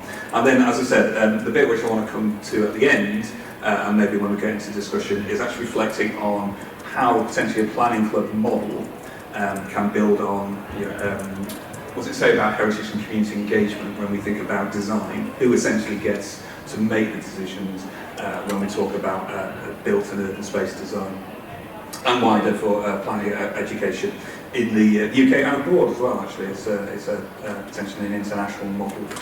So in many ways, I put in Google, I think I put in planning meeting, to be fair, and this was one of the top results which came up. And you probably all, well, you'll have your own thoughts in terms of what planning, a planning meeting or committee might look like. And if you've ever attended, say, parish, local parish meeting about planning decisions, or even actually at a local planning authority level, their planning committees, it's not too actually dissimilar to this. It's a bunch of sort of older people sat around a table arguing and fighting it out, sort of thing. What we do in Planning Club is, well, in many ways it's quite similar. We sit around the table, we talk about planning applications and decide on it. The big changes obviously are far younger people, far more women, far less beards. But in many ways, this is sort of what I'm trying to underscore. What I'm talking about with Planning Club for the next 20 or so minutes is about who gets to make decisions which influence our cities, in terms of that urban form. And in many ways, when we deal with developers through the work that York Civic Trust does, we speak to them and they think that I'm going to go back a slide here, they think that our planning committee and the decisions we make on planning applications are formed by people of this age and experience and the like. And they're always a little bit shocked when they find out actually it's these guys who are assessing their plan applications, who are drafting comments, who are giving them critical, substantive feedback and influencing change there. So, in terms of what it is, I thought it was actually easy to start with why it came about. And as much as I'm still here, I've been involved with Planning Club for 10 years, it's been running for 10 years. The founder, as it were, the person who came up with the creative spark for it was Dr. Jane Grenville. Jane had a very lustrous career in archaeology, leading on to education. She was a lecturer at the Department of Archaeology at King's Manor, and then became Pro-Vice-Chancellor and was acting Vice-Chancellor in 2013 as well. When she came around to retire, which was around about 2015, she reflected back in terms of what she could still contribute to the sort of student body, and she reflected on that when she first started out on her career, that all the sort of class-based training as an archaeologist, which she had done, was fantastic. But in terms of then finding her feet and quickly in a first role was quite challenging. And to be honest, this is quite common, particularly with the students in this day and age. So it was something in terms of how you can get from that class-based understanding, theoretical understanding, to actually getting live experience, so that when you get into those roles, or can convince people to take you in those roles, you hit the ground running, sort of thing. So what Planning Club is, it is unique. It is only here in York, only run through the Department of Archaeology in York. It's been tried to be emulated in various other towns and cities in the UK, and I'm sure eventually they'll be able to achieve that, but it does remain unique to York. And it is that sense of it's taking postgraduates we work with, they're from very different backgrounds, very different countries and experiences.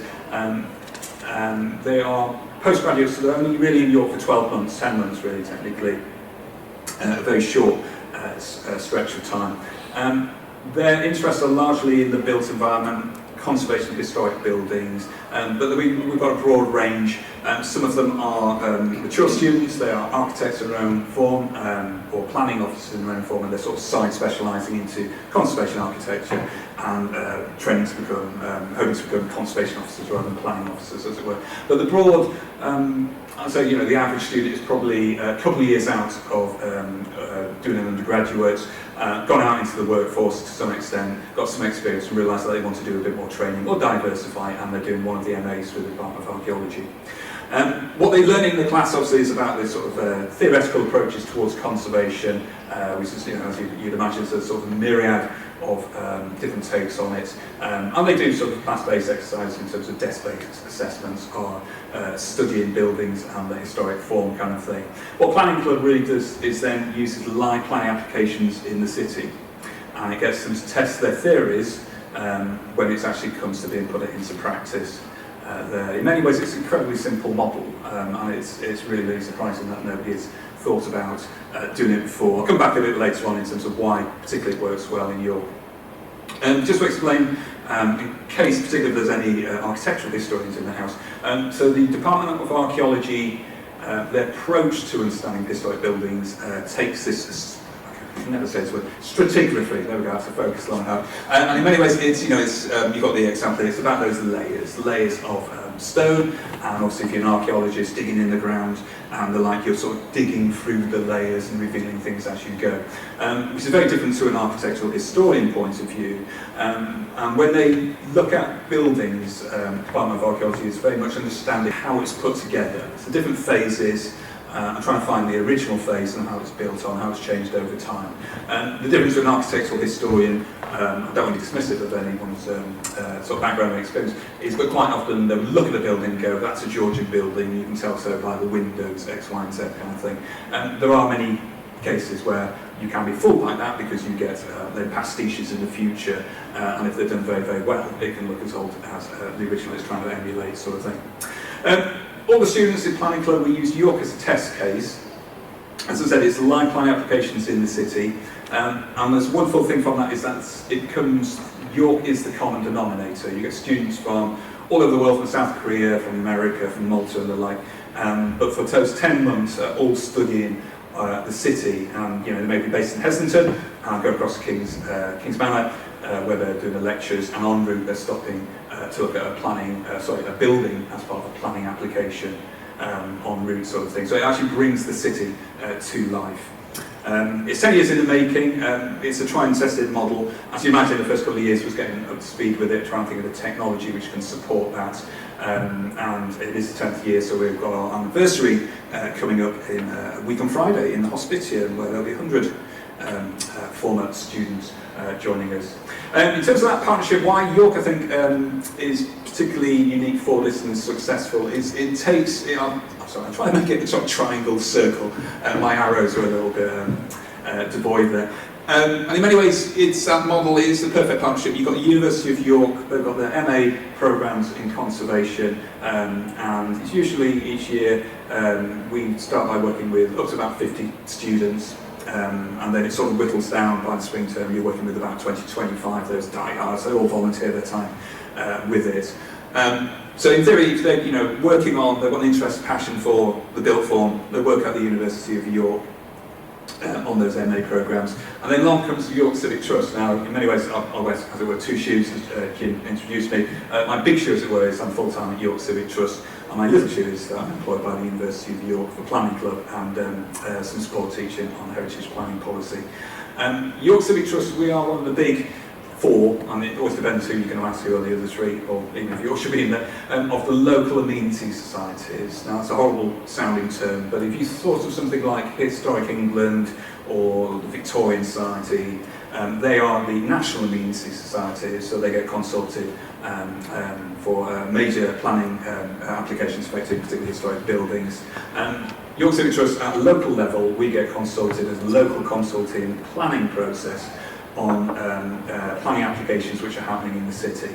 Anybody obviously can contribute to a planning application. You can write in and you can be highly informed through your profession or just through your critical analysis. We essentially just got a little bit more, I won't say clout, I won't even go that far. In many ways, it's a sense that if there are important planning applications, we are notified of it, and our response becomes part of the officer's report with it. The third part of the circle then is obviously our heritage planning studio. It's us working with those students and using that live casework from over the city. And then this bit which shoots off, and that's the really important thing, which is the students then use their role in terms of working with the Civic Trust and the fact that we're that local consultee, and then we train them up to draft these comments on the planning applications, critically appraise them, and then that goes in the name of York Civic Trust, which we fine-tune it a little bit in terms of language, make sure it's got a similar tone, but we try our hardest to minimise that, and then they have the satisfaction knowing that they have contributed into the planning system.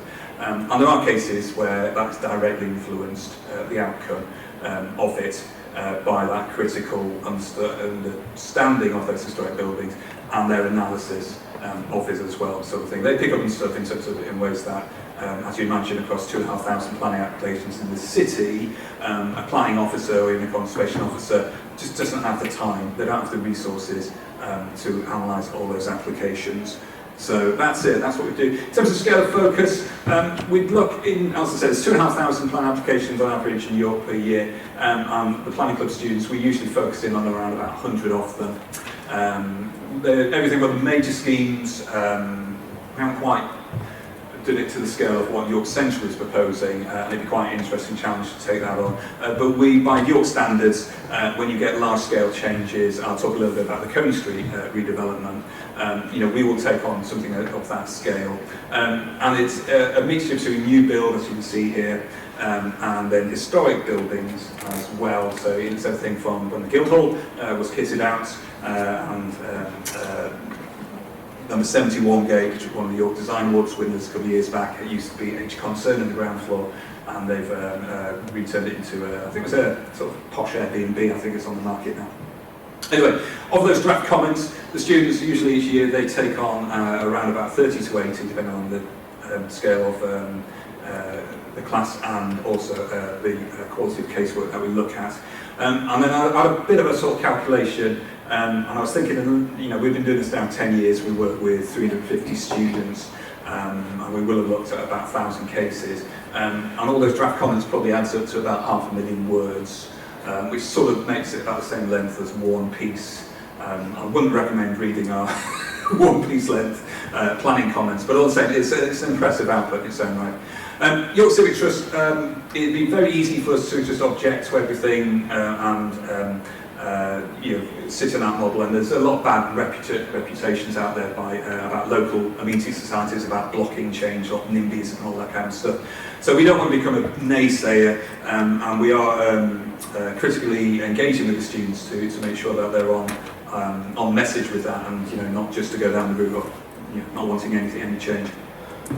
We did a breakdown. Essentially, each year changed a little bit, but largely we're about a quarter of applications we support. A third of applications which we make general comments, which is recommending changes of how it can be improved, and then there are around about 43 which we do object to. You do see a lot of shockers in York, particularly for people coming outside the city and thinking that York should be a Little Leeds or Manchester and the like sort of thing. Sorry, I didn't put that. How we do it, in many ways, it's, as you'd expect, sitting around the table, somebody getting up talking, talking through the planning application, and then everybody asking questions, contributing, studying it, and then we form a consensus in terms of what decisions should be made on the back of it. So it is largely collaborative. It's not just a case of one presentation after another, and then a round of applause and you move on. And it's usually the discussion which is the best bit there, sort of thing. It is informal. It is completely voluntary. As I said at the beginning, we get a range of backgrounds from people with professional experience to people who are just straight out of their undergraduate degrees. In many ways, there is never a perfect person in the room who's got all the experience. If they were, they would already be a conservation officer, at which point you'd be wondering why on earth they're doing the MA and why they're wasting their time doing that work for free when they should be being paid for it, sort of thing. So everybody brings something to the party, as it were. I'm going to skip this in a way. I've got a video from during the COVID years where we went online, as I said, it's mainly a discussion around planning applications. Talking about planning applications, I just want to show you one or two little examples to give you a feel for what it is. In many ways, we challenge the students to think about their assumptions. The first one, this is on Portland Street, just off Gillygate. It was from a couple of years ago, and as you can see, it's a sort of very traditional late 19th century end terrace kind of thing, very nice, cost you a lot of money kind of thing. The planning application, should be the next one, was to change those two little quite cute dormers and put in a big box dormer.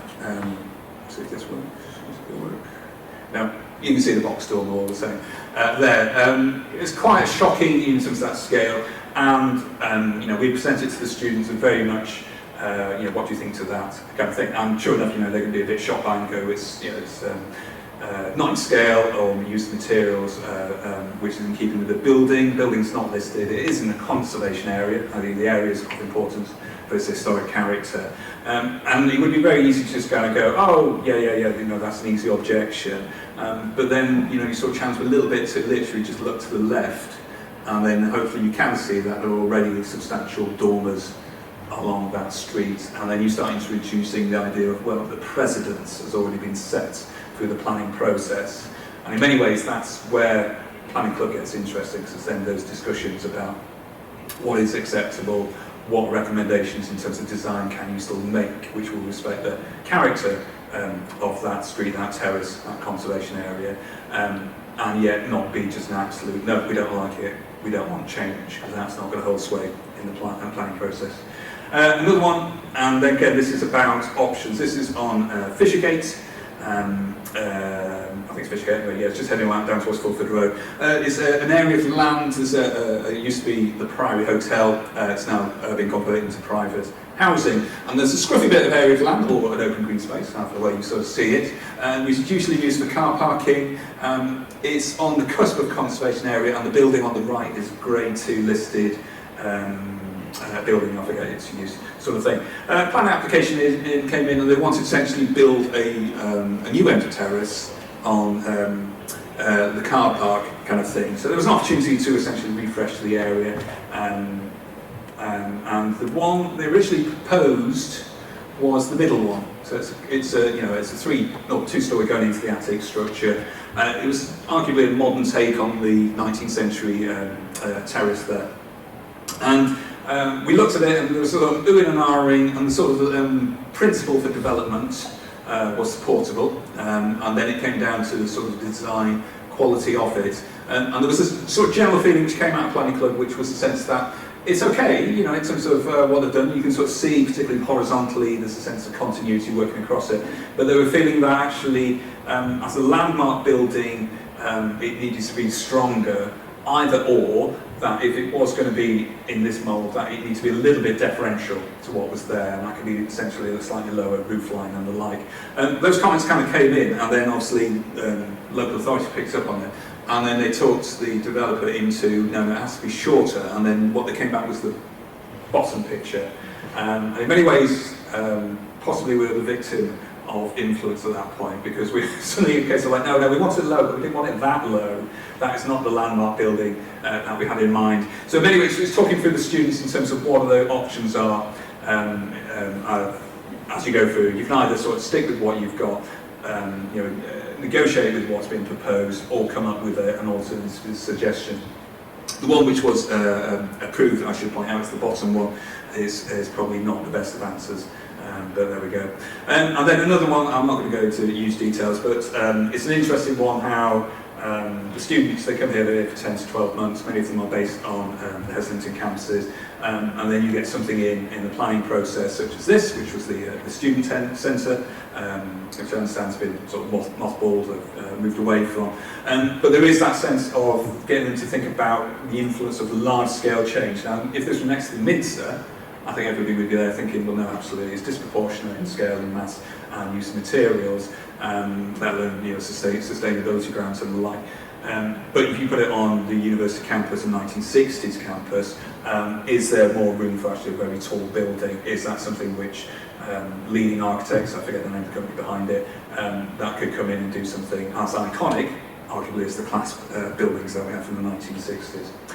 Moving on, so talking about the impacts, before doing the reflective bits at the end. We've got very strong success in employability with the students, particularly those ones who stick it out, stick it all the way through. I've done my sort of career plotting, which is my polite way of saying I've done my cyber stalking. Of the 350 clubbers, as we call them, which went through the books, 82% of them are still working in the heritage and planning sectors, and 18% of them or in other sectors. Now, nearly the scientists among you, that probably would be a bit of a disappointing figure, 82%, but those of you who come from an arts-based background, arts and humanities, that's very positive. We're very, very pleased with that. It's a range of positions they're in. Those who have been through the process now for 10 years are actually quite advanced in their careers and quite senior positions. Those obviously finished 2 years ago are still working through the lower to mid ladder, as it were. And then a breakdown in terms of which sectors within heritage and planning they are. It's quite evenly balanced actually between private and public sector, which was a little bit surprising. Traditionally, MA courses, people who train to become heritage professionals in the built environment were in the public sector, but in more recent years they've mostly gone over to the heritage sector as the local authorities have diminished their capacity, sort of thing. So it's pleasing to see that balance there, and then the charity and those who've gone on to academia is still of value in itself. Civic Trust, just to say, we also employ, it's not quite best of the best, in many ways it's those who are the most committed which go out of it, or those who would benefit from more office-based experience. We have a bequest which allows us to employ, I think we've probably employed now about 7 or 8 interns on 2.5 days a week. Etta on the left, she's now a conservation officer in Sheffield, and Kate, she's I can't keep up with Kate, she's a conservation officer somewhere up in the Lake District anyway. In terms of partners, now this is the impact that it can have on an organisation like York Civic Trust, and I'm sort of talking not just about benefits for York Civic Trust, but then it's the work we do in the city, particularly through planning and the contribution that we can have towards City of York Council as a local authority. We totted up the hours, usually each year, having those 50 down to 25 planning clubbers. It's around about 10,000 hours that they volunteer in any one year, and if my maths is correct, that's the equivalent of 5 full-time members of staff. Now, to put that in proportion, the whole of the city of Sheffield has only 2 conservation officers in their local authority. So, in terms of what capacity that can bring for us, is phenomenal. I'll show you something in a minute in terms of other expertise that they bring, which is of advantage to the local authority. And then I mentioned before a little bit about the Coney Street redevelopment. It's pretty much all the river side of Coney Street is going to be redeveloped, and then down to the riverfront, and there'll be a walkway and the like, and that's now been approved. It was a major planning application. They did it in 4 zones. Planning Club enabled us, there was about 20 students involved, put in hundreds of hours, because it involved, off the top of my head, it was something like 8 listed buildings, 2 buildings of merit, i.e. locally listed or non-designated heritage assets, a conservation area, and then obviously riverscape change as well. So there's all different interjections in terms of what constituted heritage conservation, heritage planning, let alone just planning in terms of planters and the like. And their work again, and that produced the critical substantive comments, which they directly informed, which themselves totted up to 20,000 words. So a major body of work which they were able to do, and in many ways holding developers and their agents, their architects. It's only through something like Planning Club which can bring the resources to be able to critically assess that. There's only us and the City Built Council, which is greatly under-resourced, as you imagine, who are bringing that major picking over the planning applications and the like. Other thing, in terms of its award-winning, very pleased to have won 2025 Student Community Volunteering Awards. The students there very much well deserved, and then nationally we've been rewarded for the IHBC Marsh Award. The IHBC is the Institute of Historic Building Conservation. It's the main professional organisation representing build conservation there. In terms of alumni, as I said, it's 350 planning clubbers through the books. We've got a strong alumni group of 120. The employment network is starting to really kick in terms of actually planning clubbers who are now in senior positions are recruiting planning clubbers, as in they're coming back and saying, who have you got this year, because we're looking to fill those places. So in terms of, as I said, the cult of planning club is starting to get out there. And yeah, that's that. So in many ways, in terms of reflection, in terms of what are the benefits in terms of something like planning club can have on design, and it's design as in through the planning process. The first thing I was thinking actually, you would have all seen it, in terms of the lamppost as a sign up and there's something being proposed and changed. And that's great if you happen to live around the corner and you happen to have a dog and you happen to be walking and it's daylight and you happen to notice it. Other than that, you probably won't notice it until the builders are in and they're, pulling a roof off and sticking an extra story and the like. So, one of the sort of civic benefits is that through Planning Club, it allows the city, the whole city, thinking beyond the red line of an individual planning application, to see actually how that city is changing, how it's taking form. And again, even at local authority level, they get the planning applications in, it's 2,500, but then they divvy up between the planning officers and conservation officers. So it's very rare that anybody's got a real sense of what's happening in the wider city. And I think, it doesn't have to be York Civic Trust, but I think it's very important any place, any locality has a sense that something independently is kind of keeping an eye on that. Vigilance of, as you'd imagine, in terms of you've got 50 sets of eyes wandering around the city, they spot things, and there is part of enforcement of the work that we do. When we spot things, we know they haven't got planning permission because we've got the long lens of 10 years on this, and we do then bring it to the attention of the local authorities. Something I've left off this actually is probably issues and agendas. There's something in terms of, well, obviously you imagine, working with young people by and large, in terms of they bring, particularly to organisations like York Civic Trust, which are largely older people, retired people and the like, and they bring new issues in a way that sustainability, even 10 years ago, wasn't that important. It was much more about, was it respecting historic buildings and the like. And actually, sustainability and the green credentials of buildings is far, far more pressing. And even if it's something in terms of like student accommodation and the space standards in student accommodation, traditionally a local amenity society would not really take that into account. But when you were there and you've got students and they're looking at plan applications which for student accommodation with floor space standard of 19 square metres, including their bathroom and catering facilities, and they're paying through the rent for the equivalent now. Obviously they get very, very passionate about whether that's appropriate or not. It's shocking actually how minimal space standards apply to student housing compared to standard residential, in ways that you kind of think, well, why should students not benefit from the same space standards as everyone else, sort of thing. What about, that's the idea that the more eyes that look at plan application have expertise or not, I do find somebody will spot something. Somebody will spot that a developer or an architect suddenly slipped in or suddenly removed something in a historic wall, oh it's gone, sort of thing. Plan applications can be incredibly convoluted and varied, so having that number of eyes again can really pick out that from it. And then, as I said, inquiring minds and eclectic skills. It was a couple of years back, there was a bring it up, it should come up here. Yeah, there's a plan application, it was approved in the end actually, to be honest. It's behind North Street, so if this is coming off Ouse Bridge, looking up towards Micklegate, you've got Skelgate on the left, and then you've got North Street on the right. So it's the St John's, it's a bar, a nightclub of some sort now. And behind that on North Street there was a plan application for, I think it started to be like 8-9 stories, for a hotel, or a apart hotel thing. It's this big thing you see in red here. But you wouldn't know it was that tall. In the planning application, they essentially argued and said, no, you won't see it from the location that you have on the left. And you then, it's hard, you kind of think, well, it's a bit set back, 8-9 stories, that's already 4 stories, kind of thing. And happened to have one student, they were very interested in geospatial technology and had access to LiDAR, how do you pronounce it?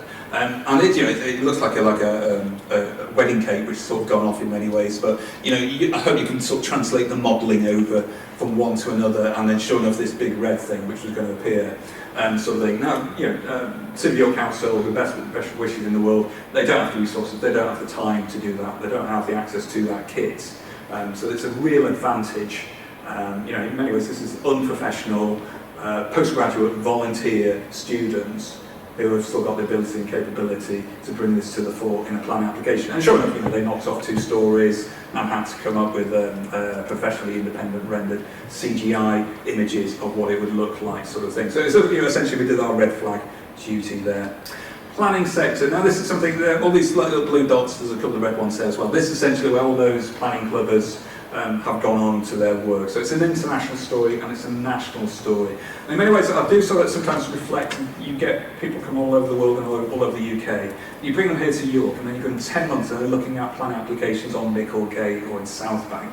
And I did wonder in terms of how does that actually influence their career? Okay, it might help them get a job, but does it actually have a bearing on it, sort of thing? Is York, it's a historic city, is it the anomaly in the scale of urban space globally? And the like. There is a national lead as well, in terms of you ask the government who want to build 300,000 homes a year, they say that, okay, yeah, we do need 300 new planners. If you ask the RTPI, the World Town Planning Institute, they say, no, we need 3,000 new planners if we're going to build these 300,000 homes. So there is a necessity of what we do, not just doing it for a jolly. In theory, it can directly inform both the public and the private sectors. In terms of that transferability thing, I was quite struck with it. This is Daniela Formosa, I don't know, it's probably about 5 years ago, maybe 6 years now. Went through planning club. She had done a background, she was a history graduate in Malta. I think you'd say she didn't quite know what she wanted to do, quite liked history and buildings and build form. And she came to York to do one of the MAs in historic buildings, sort of thing. While she was here, she got involved with planning club. And it happened to be that there was one plan application that she looked at, and it was this pub from 1934. Used to be near Osbaldwick, because it's now been demolished. The plan application was to demolish it and replace it with, I think it was 9 tiny student flats, sort of thing. So she picked it up, and this was the first draft comment that she did, and she submitted it. And then, because York's obviously a small place, and there's not enough news, York Mix picks up on it, and they always come up with a crazy, sensationalist headline. York Civic Trust and Parish Council rip into proposals flag historic York pub. And so Danielle actually found that what she'd written, word for word, was quoted through the York Civic Trust in the local press. 2018 managed to fight it off, they didn't demolish it, they came back in 2018, they came back in 2019, that was refused. 2022 they came again, it was refused. Unfortunately then it went to an independent planning inspector and they essentially approved it. And it's sure enough it's now been demolished. So it's not a happy ending to the story. But it was a happy ending for Daniela because about 3 weeks after this she spotted that Malta, their planning authority, wanted the equivalent of a conservation officer. She applied for it, spent an hour mostly talking about the Magna and planning applications on Micklegate. And they were so impressed that they offered the position. She's now the senior planner officer out there. So that sense of transferability is an interesting one when you think about design and locality, but when it comes to those skills, is far, far more transferable. The final one is the idea of actually professional design. Now, there's something you'd rub up quite often in terms of if you've ever met an architect, particularly an architect with an ego.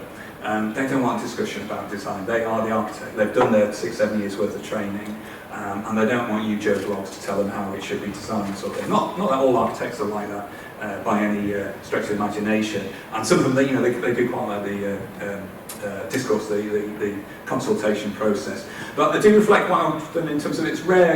We probably get a couple of qualified architects each year in planning club, and I do reflect on in terms of we're working with generalists or amateurs or semi-professional, what you want to describe them, and we are looking at essentially design concepts. And it's that sense of, well, in that 10 months, are they getting enough out of it to be informed, not just to themselves and confidence, but actually informed in a wide setting, in a public providing setting, to contribute to planning discussion, sort of thing. And it's in context, you've got the Planning and Infrastructure Bill, which is going through Parliament at the moment, and they're trying to professionalise local authorities' planning committees. That's the bunch of councillors who essentially decide on planning applications. So there is a sense that what's going on there, and the AARB and the RIBA and the architectural bodies are looking at how best to train architects, particularly get them away from the more the theoretical and more the applicable side,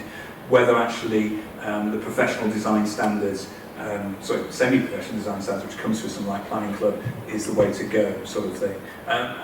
In many ways, those 350 students who have now gone on to career positions are proof of the pudding that yes, they are qualified to comment on design. They do it on a daily basis, they pay for it, sort of thing. But even if not, I think there is something in the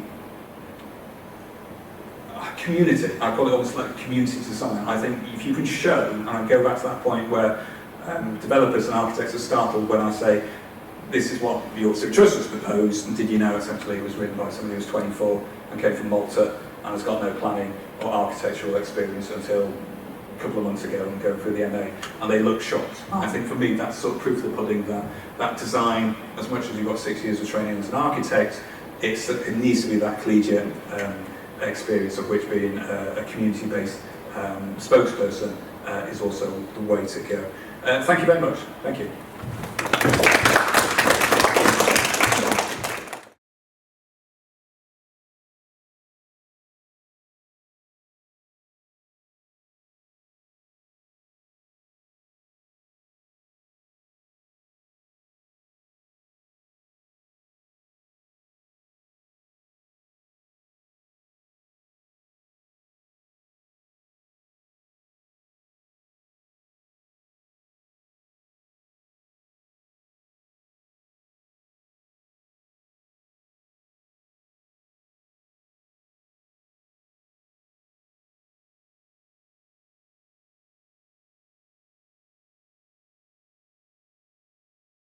Jennifer researches and teaches the history of modern and contemporary China in its global context. One of her research fields is on the history of design and industry in China after the Second World War. China today is one of the world's most important furniture producer and a global manufacturer of materials used to make everyday objects. And her book, Socialism by Design, How Mass-Produced Furniture Modernized China, which is under contract with Princeton University Press, traces Chinese furniture design, industry, and trade from the 40s until the 90s. Today, she's going to bring us the talk on thinking through design, how to research and teach contemporary Chinese design and its history. Her talk will approach design not as a finished object or an artistic discipline, but as a system of thinking that interweaves production, circulation, consumption, and use. Through the lens of contemporary Chinese design and practices, Jennifer will explore different approaches to design in their global context, drawing on her research in China. She will show how design has, over decades, mediated between makers, users, structures, and materialities, connecting past and present in profound, sometimes quiet, and often unanticipated ways. And these reflections can help reconsider how we teach Chinese design and its history as one of the entanglements, and how this can inform our approach to design more broadly. Welcome, Jennifer. Okay, everybody has had a chance to get another drink. Thank you for still being here. being the last speaker in any setup is always a bit of a challenge, especially when you then take an audience all the way into not only history but China. And so our speaker to removed, you were saying that film studies, you were thinking about how to fit into the workshop. I'm very much thinking about how to fit into the workshop. We're going to see how well or poorly I do. And as Jin was saying, my contribution is going to take us to China. And it is not a country that has been on the map of modern design history, or indeed for a long time of modern design studies. So when you think about China, that's not a country that comes up for the 20th century design story. Yet looking at China and its recent history and contemporary design practices, I think adds an important perspective to how we think about design. And it also reminds us that we already live in a world in which Chinese designers, much like their colleagues in Japan and elsewhere in East Asia, Korea, contribute to making and shaping our everyday material lives as we speak, in profound and more often unknown ways. So in the first presentation, Ken was talking about vinyl and laminate and other kinds of materials. And many of these materials you were mentioning, this actually come out of China. So we know that, but the question is sort of what does it mean once we know that and start thinking about history and the contemporary entanglements. So one of the things, Jin sent me this extraordinary abstract, and I'm going to try and live up to the various points that were in it. It's very broad, it's massive.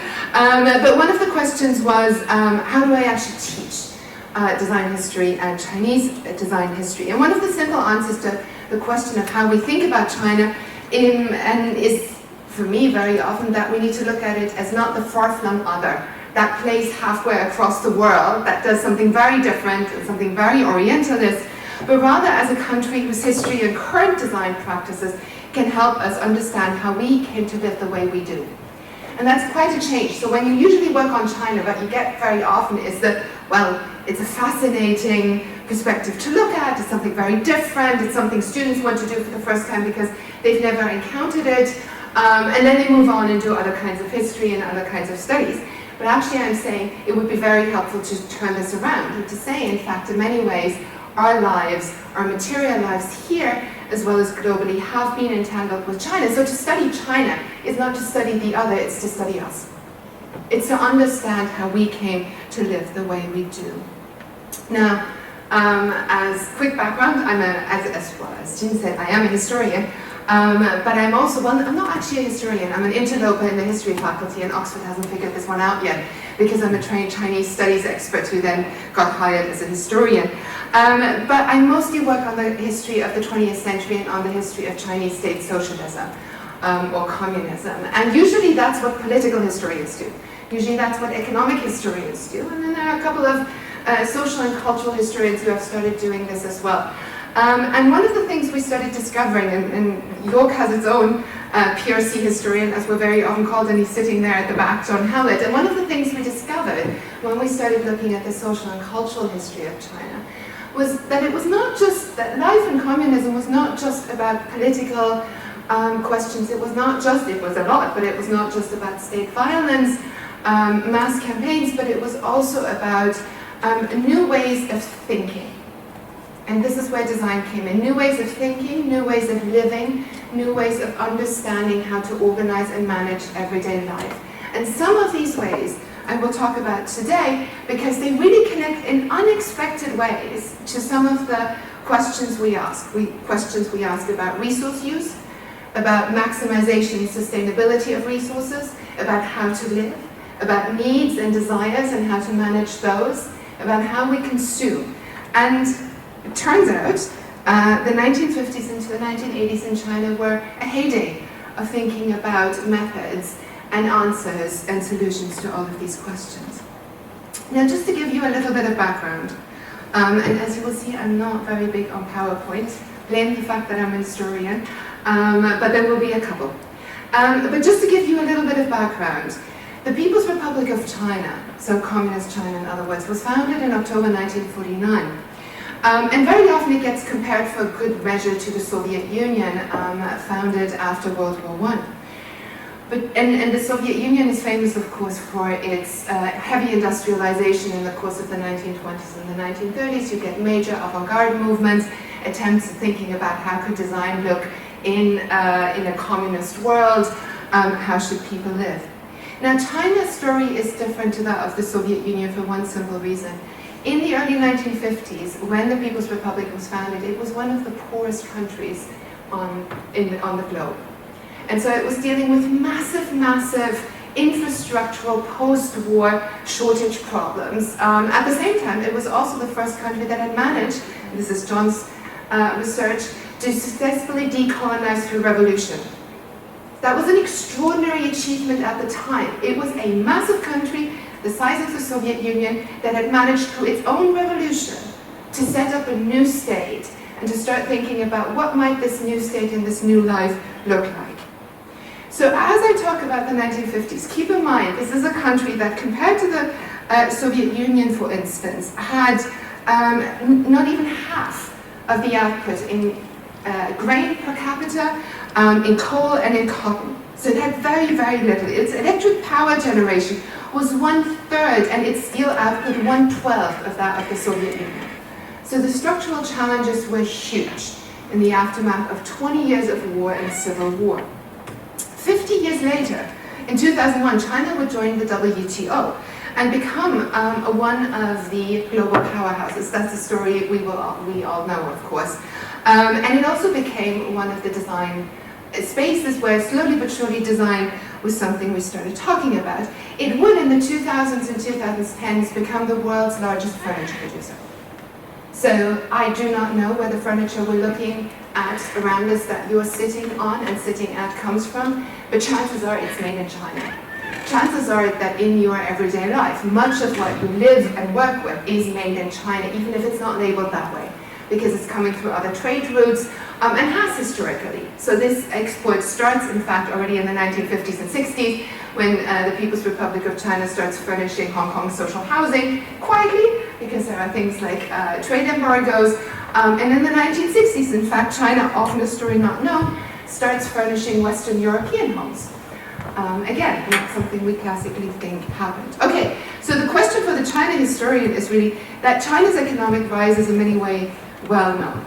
And many of you will know that this came at a huge environmental cost. One of the most famous episodes in the history, the early history of the People's Republic of China, is the so-called Great Leap Forward. That's a moment, about 3 years of a mass campaign of trying to very rapidly industrialize and accelerate agricultural production. The consequence was a massive man-made famine, killing somewhere between 25 and 50 million people. And we don't exactly know how many. But it was also a moment, this Great Leap Forward was also a moment in which huge resource depletion happened in the name of maximization. So that's very often how communist China is thought of. Maximization of resources, deforestation, environmental degradation, that continues into the 2000s and 2010s. In other words, an economic rise that comes at a huge cost for the environment.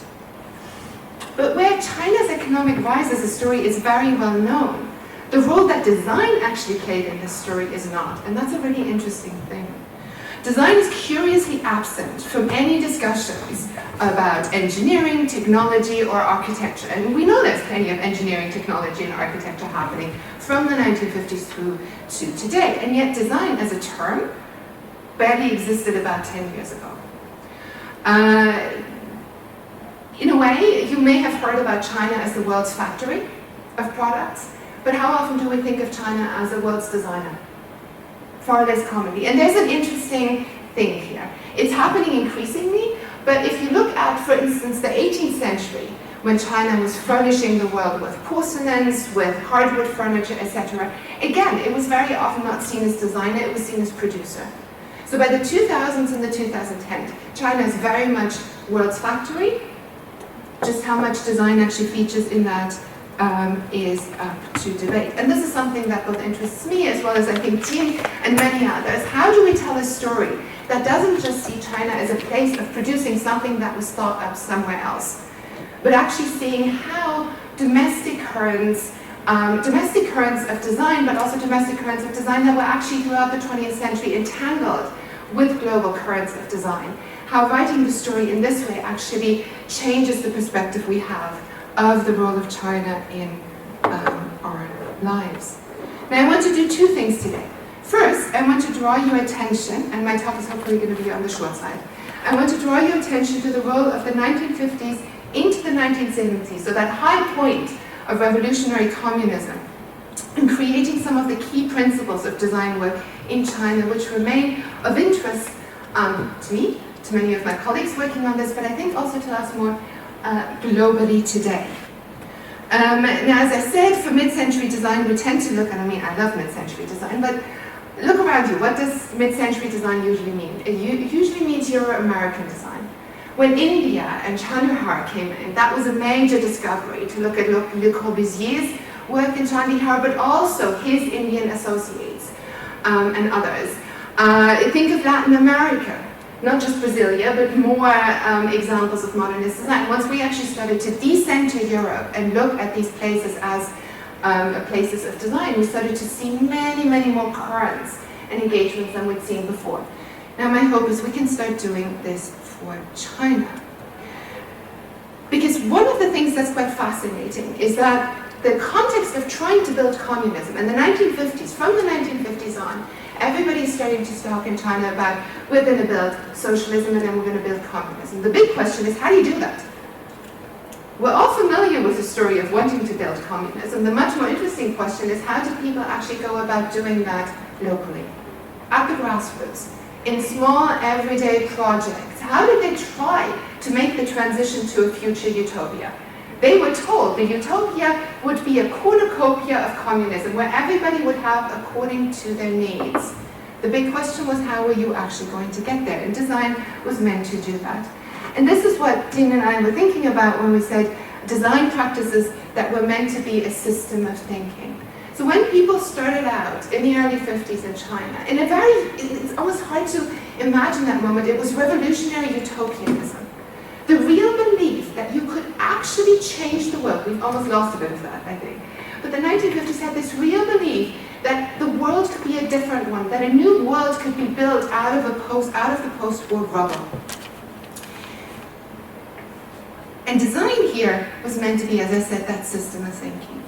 The big question was, how do we get from production, which was the center of everything, producing, making the human, the man a productive entity, to circulation of goods in such a way that it would be equitable, to a maximization of resources in such a way that no resource would be used wastefully, in order to make sure every single resource, from timber to coal to steel to everything, would be used in such a way that it could do the most amount of work.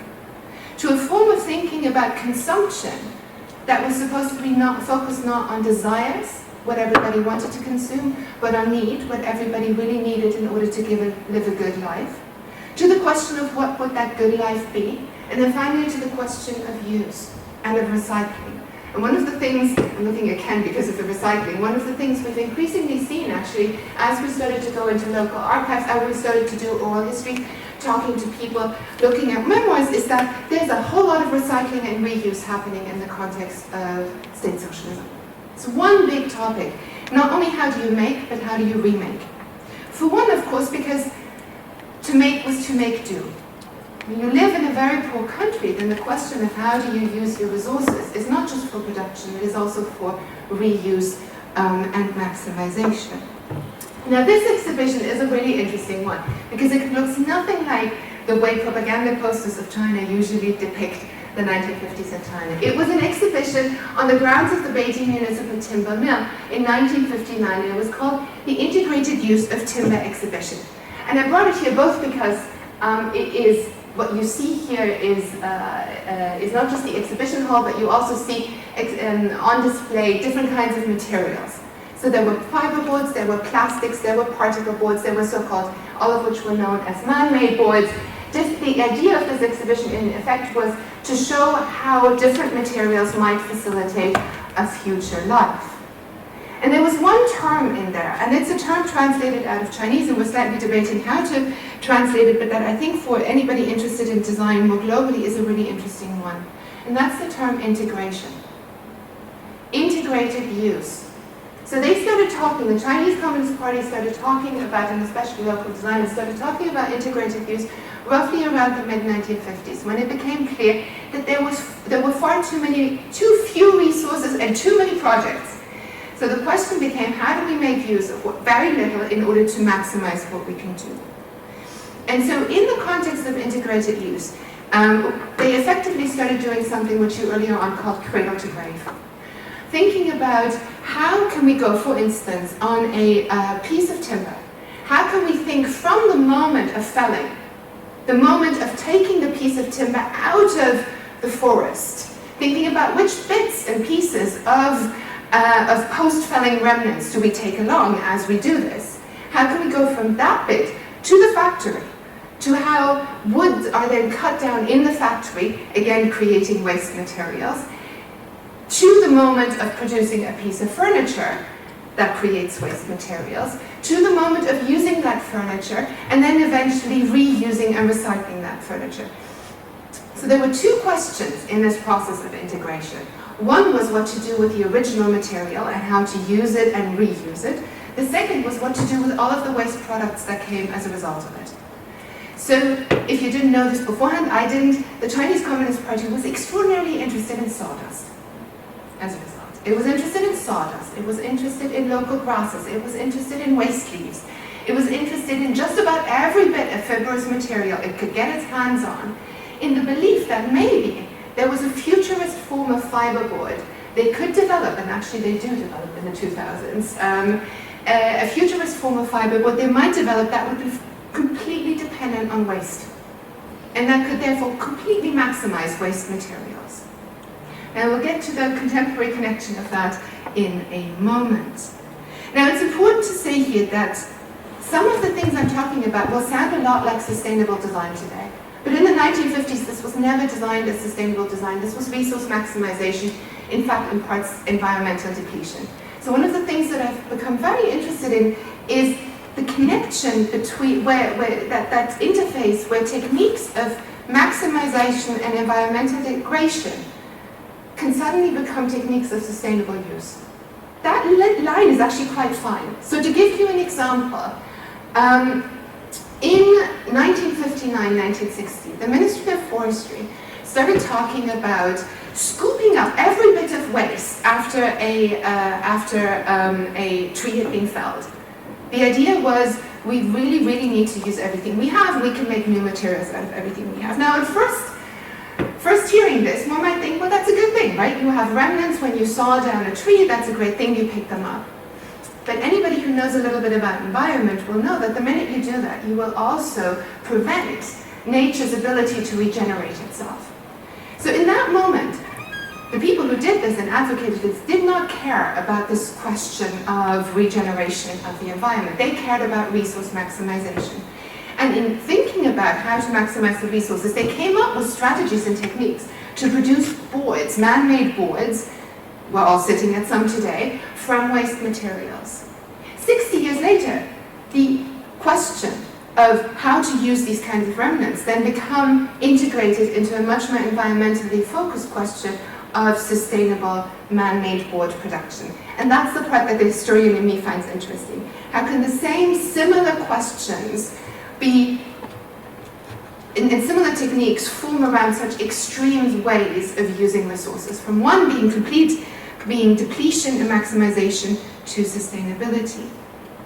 Now, so I said one of my first points was to draw your attention to the 1950s into the 1970s. I've tried to do this a little bit, we'll come back to it in a moment. My second point for today is to draw your attention also to the 1980s and 1990s in China, namely as an age of design that comes out of this moment of the 50s to 70s high socialist period.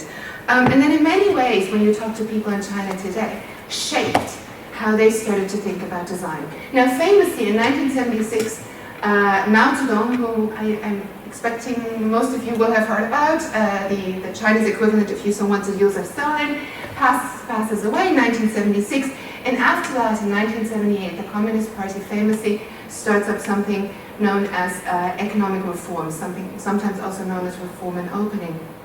And this was a massive program of trying to take China out of revolutionary communism into a more economically minded developmental state, of trying to increase living standards and trying to build not only heavy industry, which was the classic state socialist communist focus, but also quite a lot of light industry. Now, interestingly, this was also the period that then became an age of design in China. Two examples. Well, I've brought here an example, and many of you might be able to tell what we're looking at.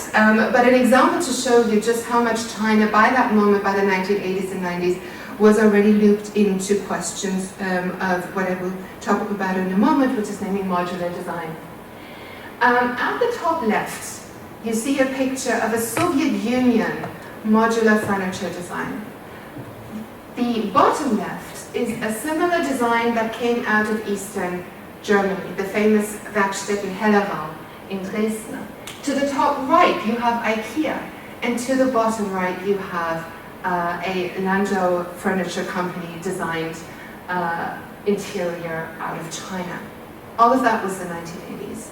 And this is where the historian is getting really interesting. You know, we have classic stories of the iron and bamboo curtain, of designs in two separate ideological systems, and then we see this. Such visual congruity, such similar living environments, and that really raises a question for the historian, and it's something I'm going to get back to in a moment. Now for today, I brought two more examples to think a little bit about the 50s into the 1980s, into the 1990s, both as an age of design, but also thinking about how the historian's work might help inform what those of you who work on contemporary design think about and how you approach things. My first example is going to be the one to the left, namely the role of traditional Chinese craft in modern design thinking. I see a lot of discussions in the design world about the intersection of craft and contemporary and modern design. In very interesting ways, exactly the same conversations are happening in China right now. So if you look at any kind of Chinese furniture design, any sort of Chinese light industry production, architectural design, as Tim was talking about earlier on, is enormous energy in asking about that correlation between craft, traditional work, handicraft, folk design, and contemporary and modern work. Now, that question is all but it's completely, well, it's not new, very simply put. Already in the 1950s, one of the key questions for designers in communist China was how can we integrate folk and grassroots traditions of craft in the making of a new society. In other words, where many of you might be familiar with the story of communism as a huge top-down megalomaniac project, when we look at China, what we actually see is a slightly different perspective, namely one in which the idea was, well, we're going to find the future in grassroots communities. Possibly in small, experimental localities, in knowledge from the past and ways of making craft in local communities that we can scale up. So in many ways, what the Chinese Communist Party started trying to do was to scale up small, innovative ideas to the national level. Now, the role of traditional Chinese craft in modern design thinking is clearly visible for me today. I'm somebody who's currently working a lot on furniture, in the production of furniture. And this has a long history. Now, you might have seen chairs such as the one to the left before, somewhere in a photo, somewhere maybe in an exhibition. They're very often at Chinese tea houses, China shops, whatever. These are so-called Ming-style designs. Ming is the name of a famous dynasty that went until about 1643. And at the end of this dynasty, in the early 17th century, it was also the one, by the way, where we get the Ming vases from, the blue and white vases.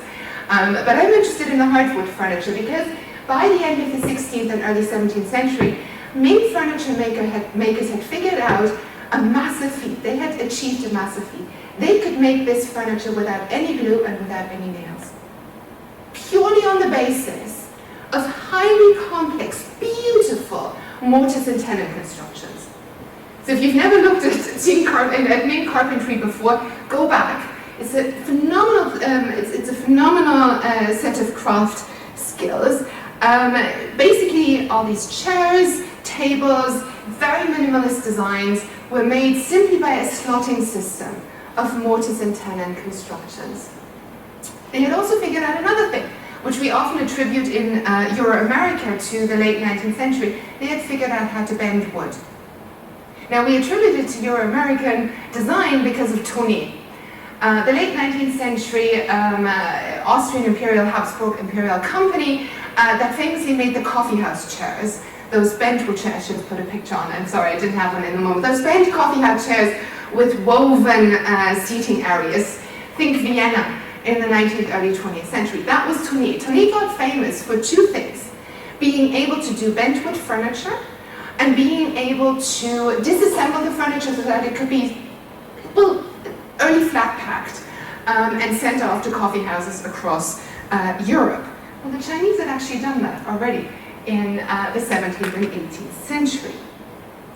So these Ming Dynasty designs actually then become of great interest to designers in communist China.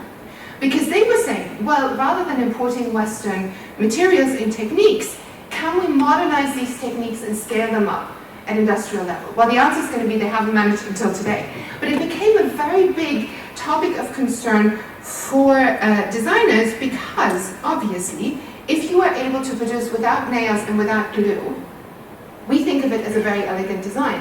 But practically speaking, it's also a very resource-saving design, which made this interesting in a context in which you were resource poor in the 1950s and 60s, and to us today, again, makes it interesting because we want to try and somehow produce sustainably. So if we can somehow find a way to produce furniture without much glue, without nails, that is a huge advantage. Now, these techniques of how to figure out how to scale up this kind of furniture from artisanal craft to factory produced, these questions were asked in forms of collective design. And here's another way in which actually the work of designers in state socialist factories, but especially in China, becomes interesting, I think, not just to the historian, but also to contemporary designers. Namely, that in thinking about what I called early on integrated design, Chinese designers started to ask, how do we do collective design work? For them, collective design work was a lot more than simply putting people into a room. It started by saying that it should not be the professional designer who would call and decide how people should live, but it should be local communities. And so designers were asked, sometimes compelled, to go into local communities, neighborhoods, to artisanal workshops, and to start talking to people, many of whom, by the way, couldn't read or write, but they had huge skills in furniture making and the production of other goods, to talk to people and find out what their craft skills were, and to find a way of writing those down when they had never been written down before. So that's where integrated and collective design started in the state socialist context. Then you had master carpenters, engineers, technicians, drawing experts, and material experts who were suddenly put in a room. They hadn't been in a room beforehand, and suddenly starting in the 1950s and 60s and into the 80s and 90s, the mandate was, you guys have to sit together, you have to talk. You have to do local investigations, you have to talk to each other in order to create the ideal piece of furniture. Now, the ideal piece of furniture was important for one reason. As I said earlier on, China was short on resources. It also had the claim that it wanted to provide for people's needs. The big question in state socialism was, need sounds great, right? It sounds great to us today. We can talk about a world of need, but how do you actually figure out what is need? How do you establish needs for not just a neighborhood, but for a city? Who needs what? Who gets to decide? Is it a professional? Is it a local resident? Is it a state planner? Is it a local official? So who gets to actually decide what need is? And once you've even decided how you do that, how do you establish which piece of furniture fulfills those needs? That became one of the guiding questions for about 5 decades in China. And it was a question they never managed to solve. It was at the heart of communist utopia, and yet they couldn't fully solve it, because it turned out every single time, so they would go to people's homes, And they tried to calculate how many furniture pieces people actually used in the course of the day, how much space these furniture pieces occupied, what was necessary, what was not. They arrived in the 1950s at, and this is a number that always stuns me, at an ideal per capita living space of 4 square meters per person. 4. Go home and measure how much space you have. The average, I think the reports in the UK of average living space are somewhere between 12 and 15 per capita. 4 square meters per capita was China, and that ideal wasn't reached until the mid-1980s. In other words, planners had a huge problem from architectural space to resource shortage, and then the question, how do you make furniture fit into all of this? One of their solutions was what you see to the right-hand side. And this brings me from the question of how to use classical techniques, such as Ming carpentry for modern purposes, to the question of what might a ideal future that provides for everybody's needs look like. And that was the role of the modular in Chinese design, and then also in furniture. Now we think of the modular as modern. It's a 20th century form of thinking for many of us, particularly in furniture design. It's something that comes in the course. Sometimes in the context of West German design, it's talked about as the move from object to system. So from an object, let's say a chest of drawers that is built by a carpenter as one object, to a system of boards that can be combined at factory level into different objects, but that can be mass produced in a classic Porter's factory. Now the question of the modular in China was actually much older. If you think back to early Chinese architecture, if you think back to craftwork, even if you think back to this kind of Ming Dynasty furniture, it was modular in design. It could be assembled and disassembled. It was thought at scale. So the point wasn't so much that you produced it in a factory, industrially, with machines. That's our ideal of the modular, that's our ideal of the industrial. It was much more about a form of thinking and a form of labor organization. And we see that very, very early. Now from the 1950s, it then became that the modular became the ideal, much like it did internationally, for trying to figure out how to help people live in small spaces. And again, we would see local experiments becoming important in China. And if there's one message I hope I can impart this evening, it's really the huge importance of local investigation, locality communities in the State Socialist Project in China. Now, this is not to negate the huge role of state violence, but just to say, part of that mix of life and communism in China really was all about localities trying to work out how to make the future. And so once again, we would see people going in, local activists going into homes, conducting investigations into how modular furniture might be used in such a way that it would fulfill needs. Now, this brings me back to this slide. These modular designs, as I said earlier on, had of course already existed in other places as well, and they're known to us because of IKEA. But there was an IKEA before IKEA. And that IKEA before IKEA didn't just exist in the Western world. It existed in the design studios of the Soviet Union, and by that I mean Soviet Russia as well as Eastern European countries. Very often forgotten is the role of Poland, of Bulgaria, of the Baltic states, of East Germany. It also, and then of course also China. Now, so in other words, IKEA before IKEA.